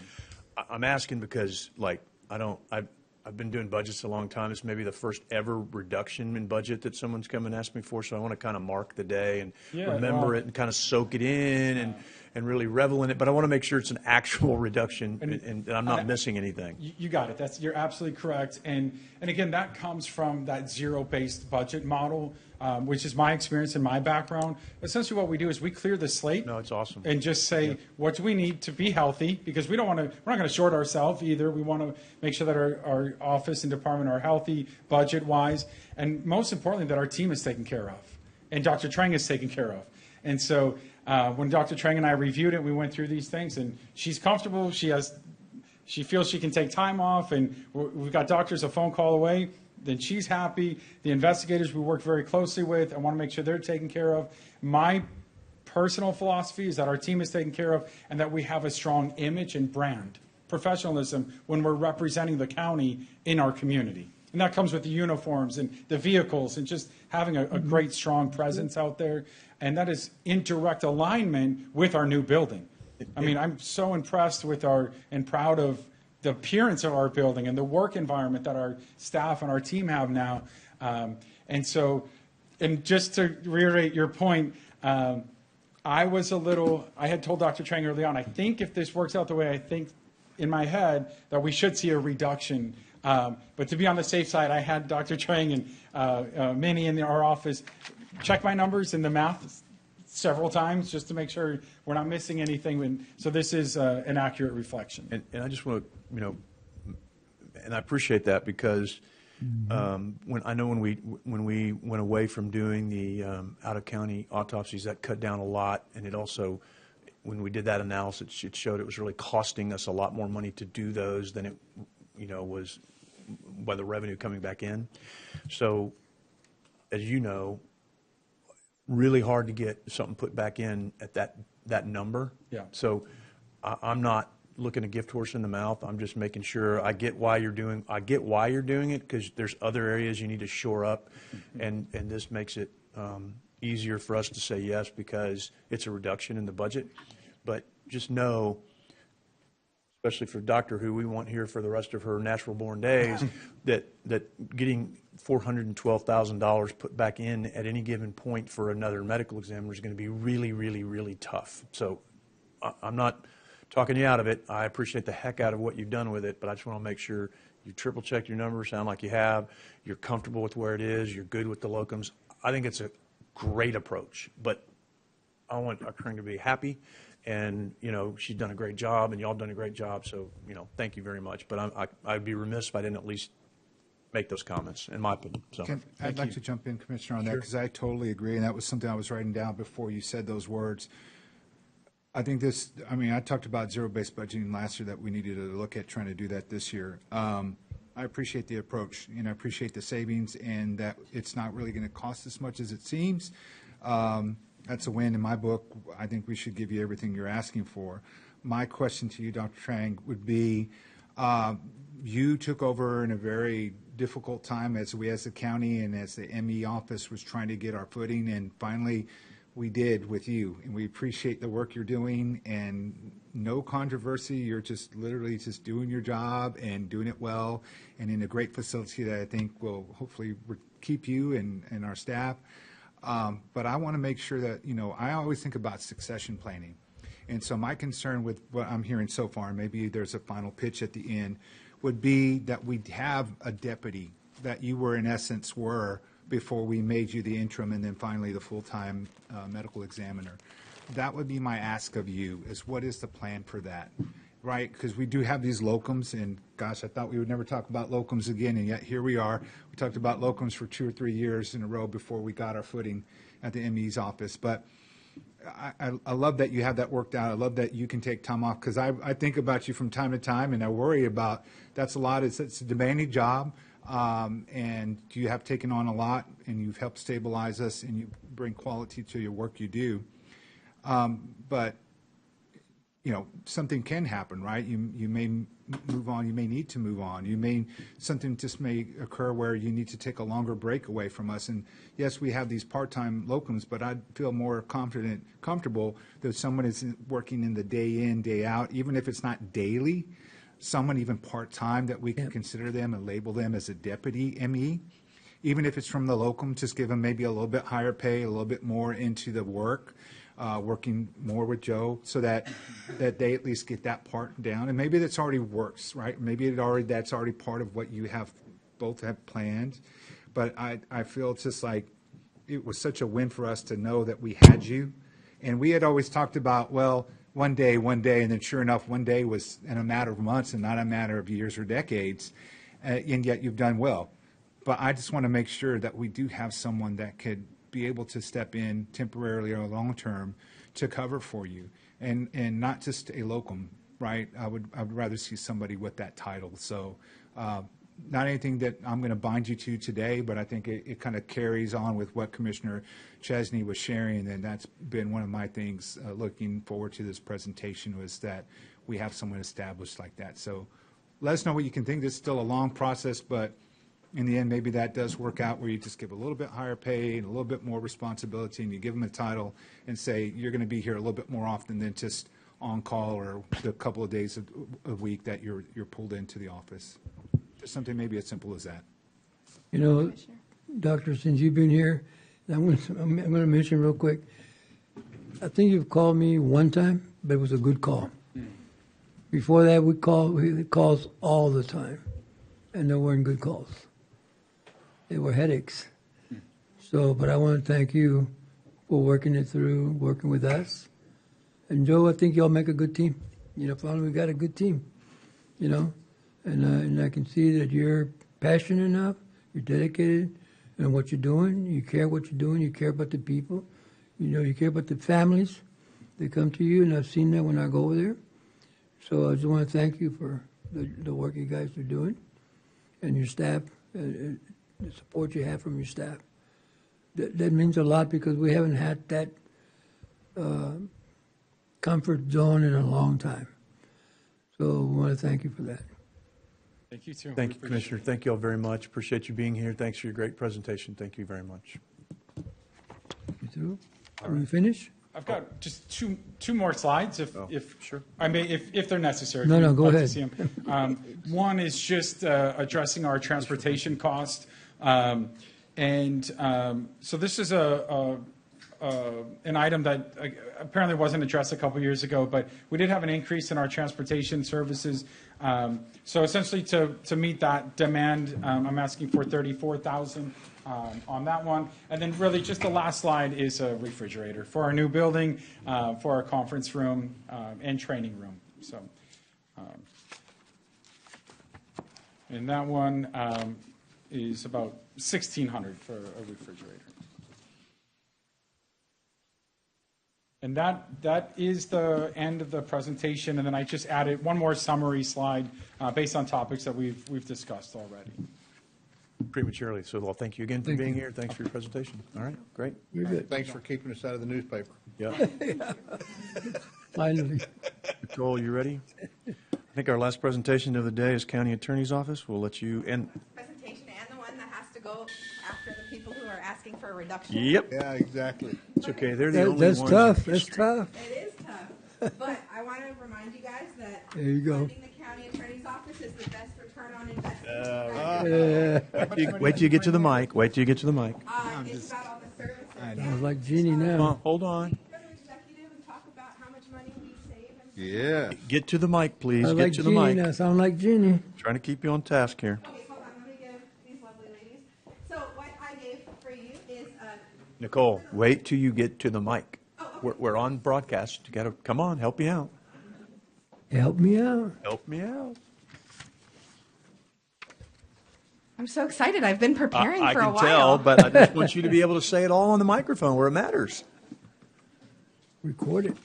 You are fired up. Well, in fairness, I was just explaining that. What I was giving you is an infographic that we've created based on our budget presentation, and then also a letter from Judge McCoy at County Court 5 in support of our increased resources.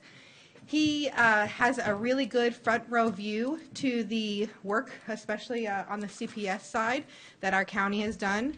I'll remind you that over the last few years, the Commissioner's Court has recognized the need for additional resources at County Court 5. In fact, you've basically doubled County Court 5 because of the increases in child welfare cases, the complexities of the cases, etc. So please take a moment to read that in a second, and I will begin.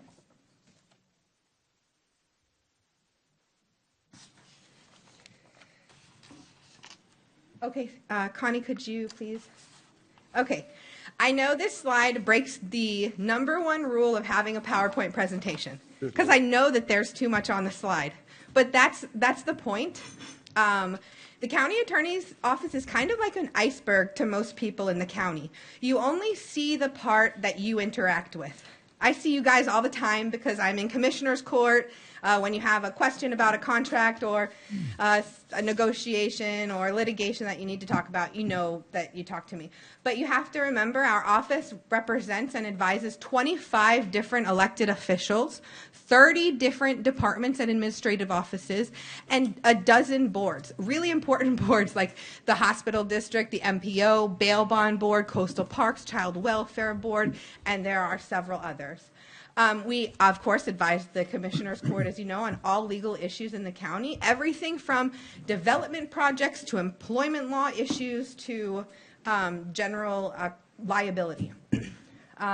We manage millions of dollars in county litigation and claims liability every year, and I think we do a pretty good job at that. We prosecute nearly all protective order cases in Nueces County. This is a part that a lot of you guys don't see, but if you come down to the second floor to our office, you'll see a revolving door of victims who are coming to our office to try and get protection. We are the office in the county that stops the crimes before they happen. We prevent people from getting into those bad situations, so our protective orders are super important to what we do. And we have very specialized prosecutors to deal with those. In addition, we have very specialized prosecutors that deal with the exigent and the emergency removals of children in this county. We are the office that gets those late night calls when they have to decide on whether or not to remove a child. We're the prosecutors that talk to them. We're the prosecutors that tell them the evidence that they need to do that. We get those calls early in the morning, late at night. We have very, very dedicated professionals to that. We've had 2 primary attorneys doing that job for a really long time, even though our caseloads have increased, the complexity has increased, which Judge McCoy and Judge Huerta have talked to you, I think, several times about over the past few years. Remember, we also do all of the involuntary mental commitments and forced medication hearings from the county. A lot of you don't know that we do those, but we do over 100 a year. We review, revise, advise on nearly every contract that the county enters into from every department. That is a huge task. That's every elected official, that's every county department, that's everybody. We respond to complex and increasing PIA requests for every department, and if any elected officials, I know many of you have brought PIA questions to our office, and we help you. And just so you know, that's increasing with AI. So that's not going to be decreasing anytime soon. Of course, we all handle all bail bond forfeitures for the county, and we represent the county and the sheriff's office and the sheriff's officers and county officials in all state and federal litigation. That includes 1983 civil rights cases, very serious cases. We're talking about employment cases, wrongful death, general liability. So, Nicole. Yes, sir. These departments that you represent outside of the Commissioner's Court, for example, the hospital district, you give them legal advice or legal assistance, correct? Is that what you're saying? Yes, that's correct. Okay. Do they reimburse the county for any of those expenses? Oh, yes. They do? Oh, yes. You're going to hear about the hospital district's very generous offer here in a few minutes. Okay. Yes. Are they the only ones that do? No, actually, we have different funding sources. Some of our child welfare activities are funded through an IVE grant that the county gets certain reimbursement based on. It's a very complicated formula. It's based on the amount of foster kids that Nueces County has at a particular time who are placed in an IVE eligible home under the federal regulation guidelines, and so that amount fluctuates. But that's statutory work that we're going to have to do anyway. The MPO, I believe, pays the county a small stipend. The other departments and boards, they're part of Nueces County, and so they come out of the same budget you guys do, like the Child Welfare Board, for example, or Coastal Parks. Okay. All right. Good deal. Thank you. And so the next slide, please. And I'm going to go through this really quickly. I'm not going to read all of these codes, but I want to mention that when you're an attorney, typically you focus on an area or a few areas, and you might have to deal with a handful of these codes over the course of your year. As assistant county attorneys and specialized government lawyers, we honestly have to deal with these rules and laws all the time. We have to be fluent in these. We have to know that they exist. Just yesterday for Commissioner Pusley, I had to look at the antiquities law regarding the 1914 courthouse. You know, that's not something that your average Joe attorney off of the street is doing. And our attorneys are specialized. These are just the Texas statutes. I won't even make a slide with all the federal statutes, the U.S. Constitution, you know, the FMLA, IDEA, FLSA, OSHA, all of the different ADA, all the different acronyms that you guys know that we deal with. I would also mention that our attorneys in our office are the attorneys in the building that are licensed to practice in federal court. We're licensed to practice in the Southern District, the Eastern District, bankruptcy court, because sometimes our jobs have necessitated it, and the Fifth Circuit Court of Appeals. That is unique, and that shows the level in which we work. Go to the next slide, please. I'm going to tell you the reasons for the asks at the end of the day. We're asking for a few things. We're going to ask for more personnel and very modest increases for training and travel and supplies. But the first slide I want to talk about is protective order representation and advocacy. As you can see, we've looked at the protective orders for the last few years only, and we've seen a dramatic increase. We think that's for a few reasons. One, the legislature has expanded the reason people can get protective orders. right? And so now more people qualify. Two, I think it's becoming more known in the community that this is a service that Nueces County provides, and we do a good job providing it. We get protection when people are the victims of stalking, harassment, sexual assault, family violence. This is what stops the guy from coming to the house before the shooting happens. This is what stops the violence before it gets to the DA's office or, God forbid, the ME's office. And so it's really important work, and we've seen a huge increase. And there's no indications that this is a short-lived increase. All indications are that this is a sustained increase that's going to continue to occur. And this is one of the reasons why we need more resources. Could you go to the next slide, please, Connie? Thank you.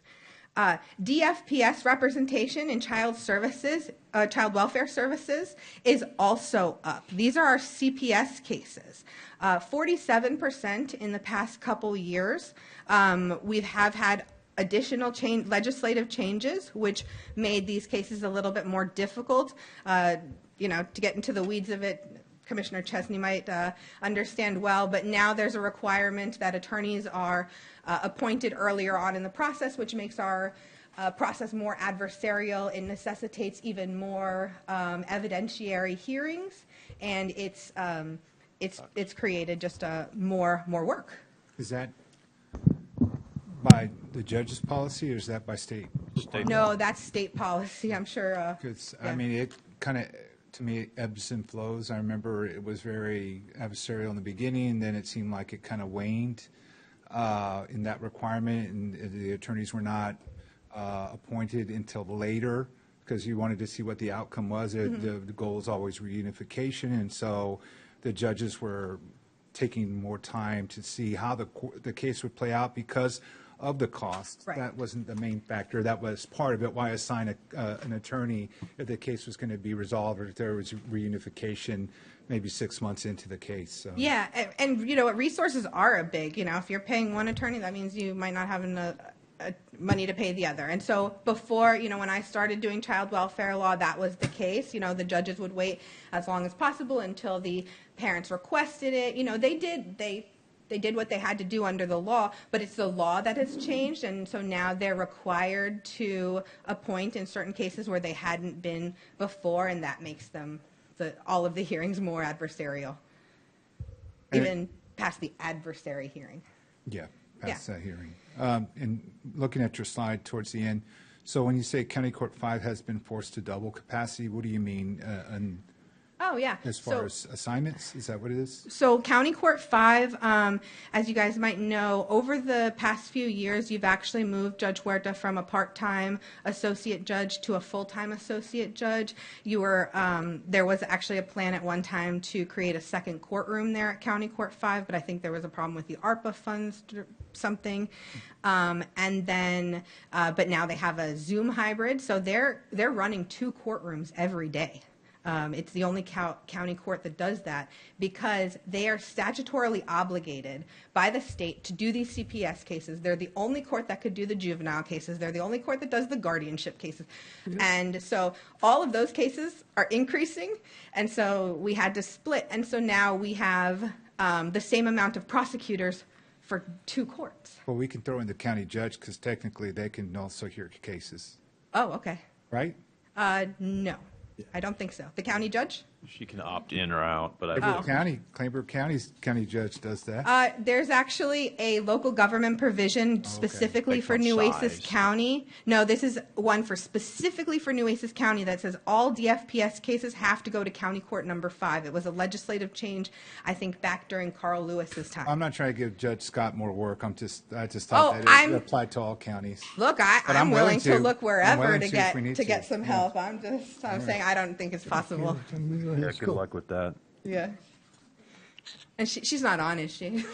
No, I meant good luck with trying to move those cases out of Court 5 to any other court. Yeah. That would be a whole another discussion. There we could. They won't take them. they're difficult and they're specialized cases, and really to practice those cases or to hear those cases, you have to have specialized training. In fact, to practice those cases, you do have to have specialized CLEs regarding child welfare law. And I would just like to say our prosecutors on those cases are the best in the region. They're the best, by far. Next on the slide to the mental commitments, please. Just in case any of them are watching, right, Nicole? Yeah? I'm one of them. Yes, hopefully they're watching. We concur. They're awesome. So this is our mental commitment numbers that we were very surprised by. We knew it internally, like how we have a lot more mental commitments than we have historically. And looking back at the past 4 years, they've jumped astronomically. And we've also, in the past year or so, taken on the compelled medication proceedings also. And so these are mostly done by Alexandra Fielder, myself, Crystal Mathis, and Holt Feemster was doing them. But they take a lot of effort. We're constantly in communication with Oceans. And, you know, this is another public service to the community. When somebody comes in and their loved one is having a mental health crisis, or they're brought to Oceans for a mental health treatment, keeping them there if the doctors say they need to be there is a public service. It's like, you know, it's definitely something that keeps our community safe, and we need to be putting resources towards it, in my opinion. Next slide, please. So just I want to mention other notable increases, and I kind of touched on this before, but, and you guys probably have noticed this, we've seen a little bit of an increase in public information requests coming from people using AI. We've also seen increases in federal litigation cases filed by inmates, pro se litigants, and others because they're getting help with the use of AI. And so these are things, even if they ultimately get thrown out, they're still increased cases that we need to answer, we need to organize, we need to, you know, let the sheriff's officers know that we're going to represent them, whatever it is. Additionally, the county has been increasing its business. We're doing more complex contracts, agreements, development deals, and the county attorney's office is, you know, is where you get answers for all of those things. Connie, the next page, please. So I wanted to give you a few reasons on why additional resources are needed. So the county legal work has become more complex while demand is growing. So complexity is growing and also volume is growing. Every department relies on our office. You know this as commissioners. You know that you guys don't pass an item unless it says it's been reviewed by the county attorney's office. And that's important work. We don't only review and give advice, but we do deliverables, right? We edit your contracts. We draft your agreements. We draft your contemplated letters when there are employment issues. We review and edit grant docs. There's just so many things, more than I can mention, but I'm sure you've seen us do some of those things. The county attorney's office services have, the need for those services have increased both internally and externally. Those are the numbers that I was telling you about, the increase in the number of protective orders, the CPS cases, the mental health cases, but also the things that our department heads need and what they're asking for. Preventative legal work reduces litigation costs and operational delays. I don't think I need to explain that to you guys. You understand it. You're business people. And training ensures staff remain current on changing state and federal laws. I've already told you guys today about how many different laws the legislature has changed just in the past couple of years that have affected our cases. We're constantly looking for those updates, and the work that we do is specialized. So going to those specialized CLEs, those specialized trainings, those tax seminars, those TDCAA seminars, those are essential for us, just like they are for the auditor's office when they get all of their information. Or I know commissioners go to their specialized trainings, and that's when you get the necessary information. That's how you coordinate and hook up with people who you might get advice from later, colleagues, and we need that too to make the county better. So let me get to the requested positions. Connie, if you could go on to the next slide. Thank you. The requested positions, and this is the bulk of our request. It's personnel, because we operate very leanly otherwise. It's personnel. That's what we have. So right now, we want to retain our legal secretary 1 position. That's a position that we gained during ARPA, that the county knew we needed a new secretary. We were able to pay for it through ARPA. That position ends on the 30th. We would like to maintain our secretary, who's been with the county for, I think, a decade. We would like to keep her there. She's a wonderful secretary and does wonderful work on CPS cases and protective orders. The other position is for a full-time attorney 3. So previously we did have this position. It got absorbed with ARPA, and we want that position back. We need it to preserve experienced legal expertise. These are the this is the position that would be like reviewing your contracts, be giving commissioners court advice to the departments. It really improves services and case outcomes. The next position is an attorney 2. That would be a position that could be used to increase legal capacity, that they would also potentially be able to do contracts, help out with our CPS and protective order dockets, do other kinds of legal review. And then our next ask is for a victim's advocate. We called the different county attorney's offices around the county, and we found out that we're unique. We are an office that is very, very front-facing for victims, but we don't have any victim's advocate or victims coordinator, not one. And the other offices that we talked to were very surprised by that. And we think that a victim's advocate would really improve the services and the case outcomes for our victims, particularly in protective order cases. It's a person who can help them find resources, who could help them manage the process, navigate the process. A lot of the similar to what the victim's advocate might do in the DA's office. But remember, we help thousands of victims a year, and we don't have anybody who it's their job to interface with them, which is pretty surprising and has been surprising to the colleagues that I've spoken to.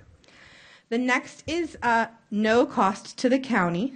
This is the reclassification of our hospital district attorney from an assistant chief position to a chief position. This is no cost to the county because the hospital district has seen the value in having our county attorney there to advise them on their issues when they need it, and they have agreed to pay both the salary for that position and also for the benefits that go along with it for that increase. Make up for the difference of the title change or for the full position?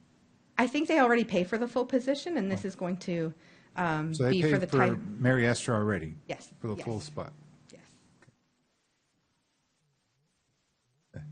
And that's a testament to how pleased they are with our work and how trusted we are in the community, our advice is.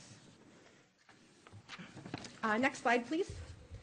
So I put basically the fiscal impact, the total fiscal impact of these 4 positions. That includes the salary plus the $12K in benefits per year. The total is only $311,000. And when I say only, it's because the return on investment is really, really good on this. When we're able to be active in litigation on issues, or we're actively looking at these contracts to make sure that something doesn't happen, before there's a problem, stop problems before, that money is being made up. But additionally, the services that we offer I can't think of getting that kind of legal services for that amount of money.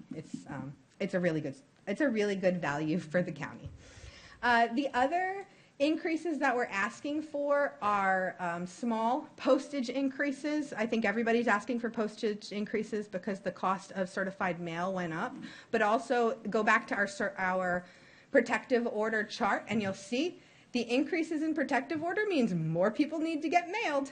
And so it's just what we have to do. We don't have a choice on that. Professional services, what we want to do is we want to add in excuse me, $5,000 worth of specialized CLE. That's continuing legal education. Attorneys are required to get CLE, but the special, like they could go to the Texas Bar website, get CLE on like civil cases or something like that, but we want that to make sure that they're getting their CLE on specific things that are going to help the county. And those are things like the TAC conferences, TDCAA conferences, that sort of thing.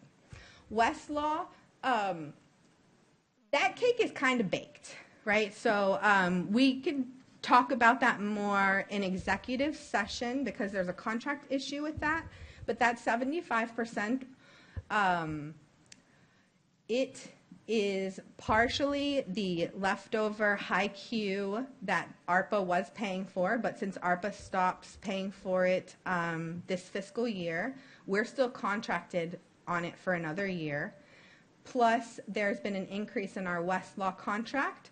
That was just approved at the beginning of the month. I think we're going to be able to bring the county money home on this. I can't say very much more on it, but we could talk about it in executive session because it has to deal with a contract issue on the 75K. The other services, we just saw increases in things like TLO, our account for the OAG, for the Secretary of State, Zoom, caller times, different things. And so we are asking for a $1,200 increase on that.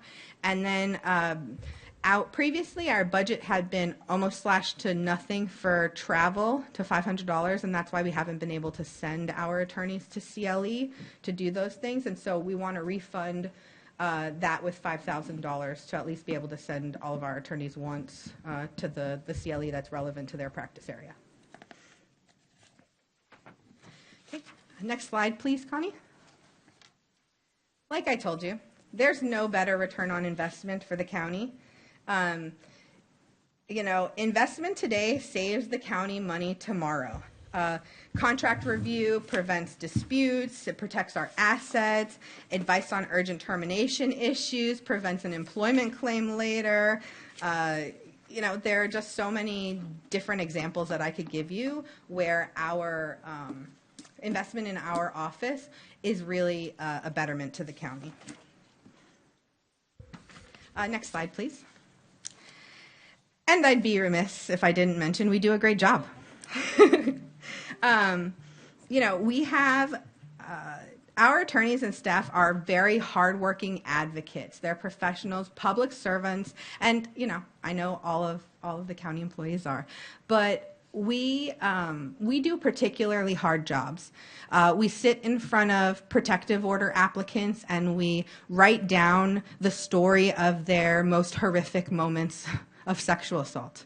We protect the best interests of children in our community. We protect the community from domestic violence or people who are having mental health crises. These are hard jobs, and our staff really rise to the occasion. We have high client satisfaction among the departments that we serve. I have no problem saying that, like, you know, I've had department heads talk to me and they can't tell me how invaluable Alexandra Fielder is, or how good the contract review was from Kent Brown, or how good Mary Esther does, or how great Crystal Mathis has done in court on a case for a child welfare issue. Very, very few things negatively ever come back. We have a strong professional reputation among the judges before whom we practice. As you can see, Judge McCoy is advocating for us to have an increase in our budget. And our advice and assistance minimizes disputes, facilitates transitions and transactions in county business, and our expertise regarding both the government law coupled with our knowledge about the county's history, the county processes, really make us an invaluable asset to the court, to the county, and right now we're kind of drinking out of a fire hose, right? We are beyond busy. And if we had a little bit more help, more resources, things get done faster, cases get handled faster, things are done more efficiently. And so I just ask that you take those into consideration. And so next and last slide. So in summary, we're asking to retain just one legal secretary. We're asking for 2 attorney positions.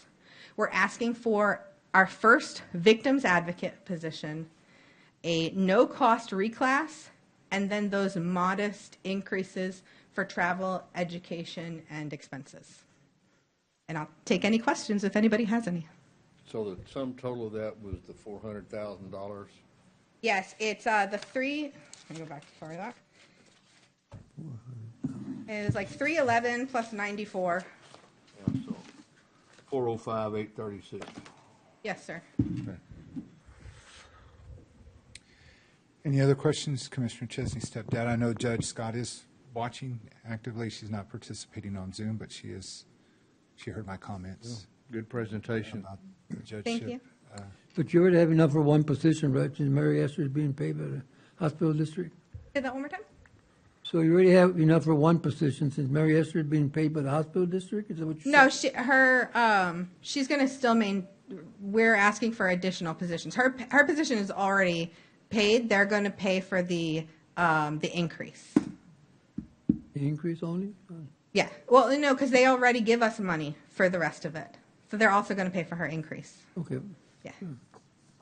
Well, we appreciate your presentation, Nicole, and your team, and we know that y'all are the best law firm in this county.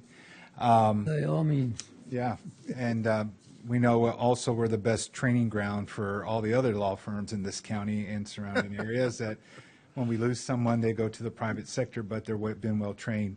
But also, just on a personal note, I know that our county attorney's been out of pocket, but I know she still maintains communication with you and the rest of the staff.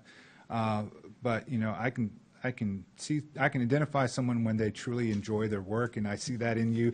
I see that every time we meet, but especially in today's presentation. So I thank you for your professionalism and your advocacy for yourself and, of course, for your coworkers and for the department on behalf of Ms. Dorsey. So I want to thank you for that. I think it was well done. You've got a lot of information put together in roughly 30 minutes, so thank you for that. Thank you. And you know where to find me if you have any other questions. So we will see you tomorrow, I think guess, I know right? it- Tomorrow I think we morning, know bright and exactly early. where you are. So with no other questions, this workshop is. I got oh, sorry, one quick comment, if I can, please. Constance, there's been a couple of requests here for IT equipment in these budget presentations. And maybe we're already doing this, but if we're not, we should. We should make a list of those, give those to IT, because they get discounts for making bulk purchases, and can also qualify them to go to buy board places to get this equipment instead of doing it on a onesie basis. Okay? Thank you. That's all I have. Thank you. Thank you. Nothing else? Teresa or Constance, anything to wrap up today's session? Commissioners Court will meet tomorrow morning starting at 9 a.m. and then Thursday again with budget workshops first thing in the morning. Thank you. We are adjourned.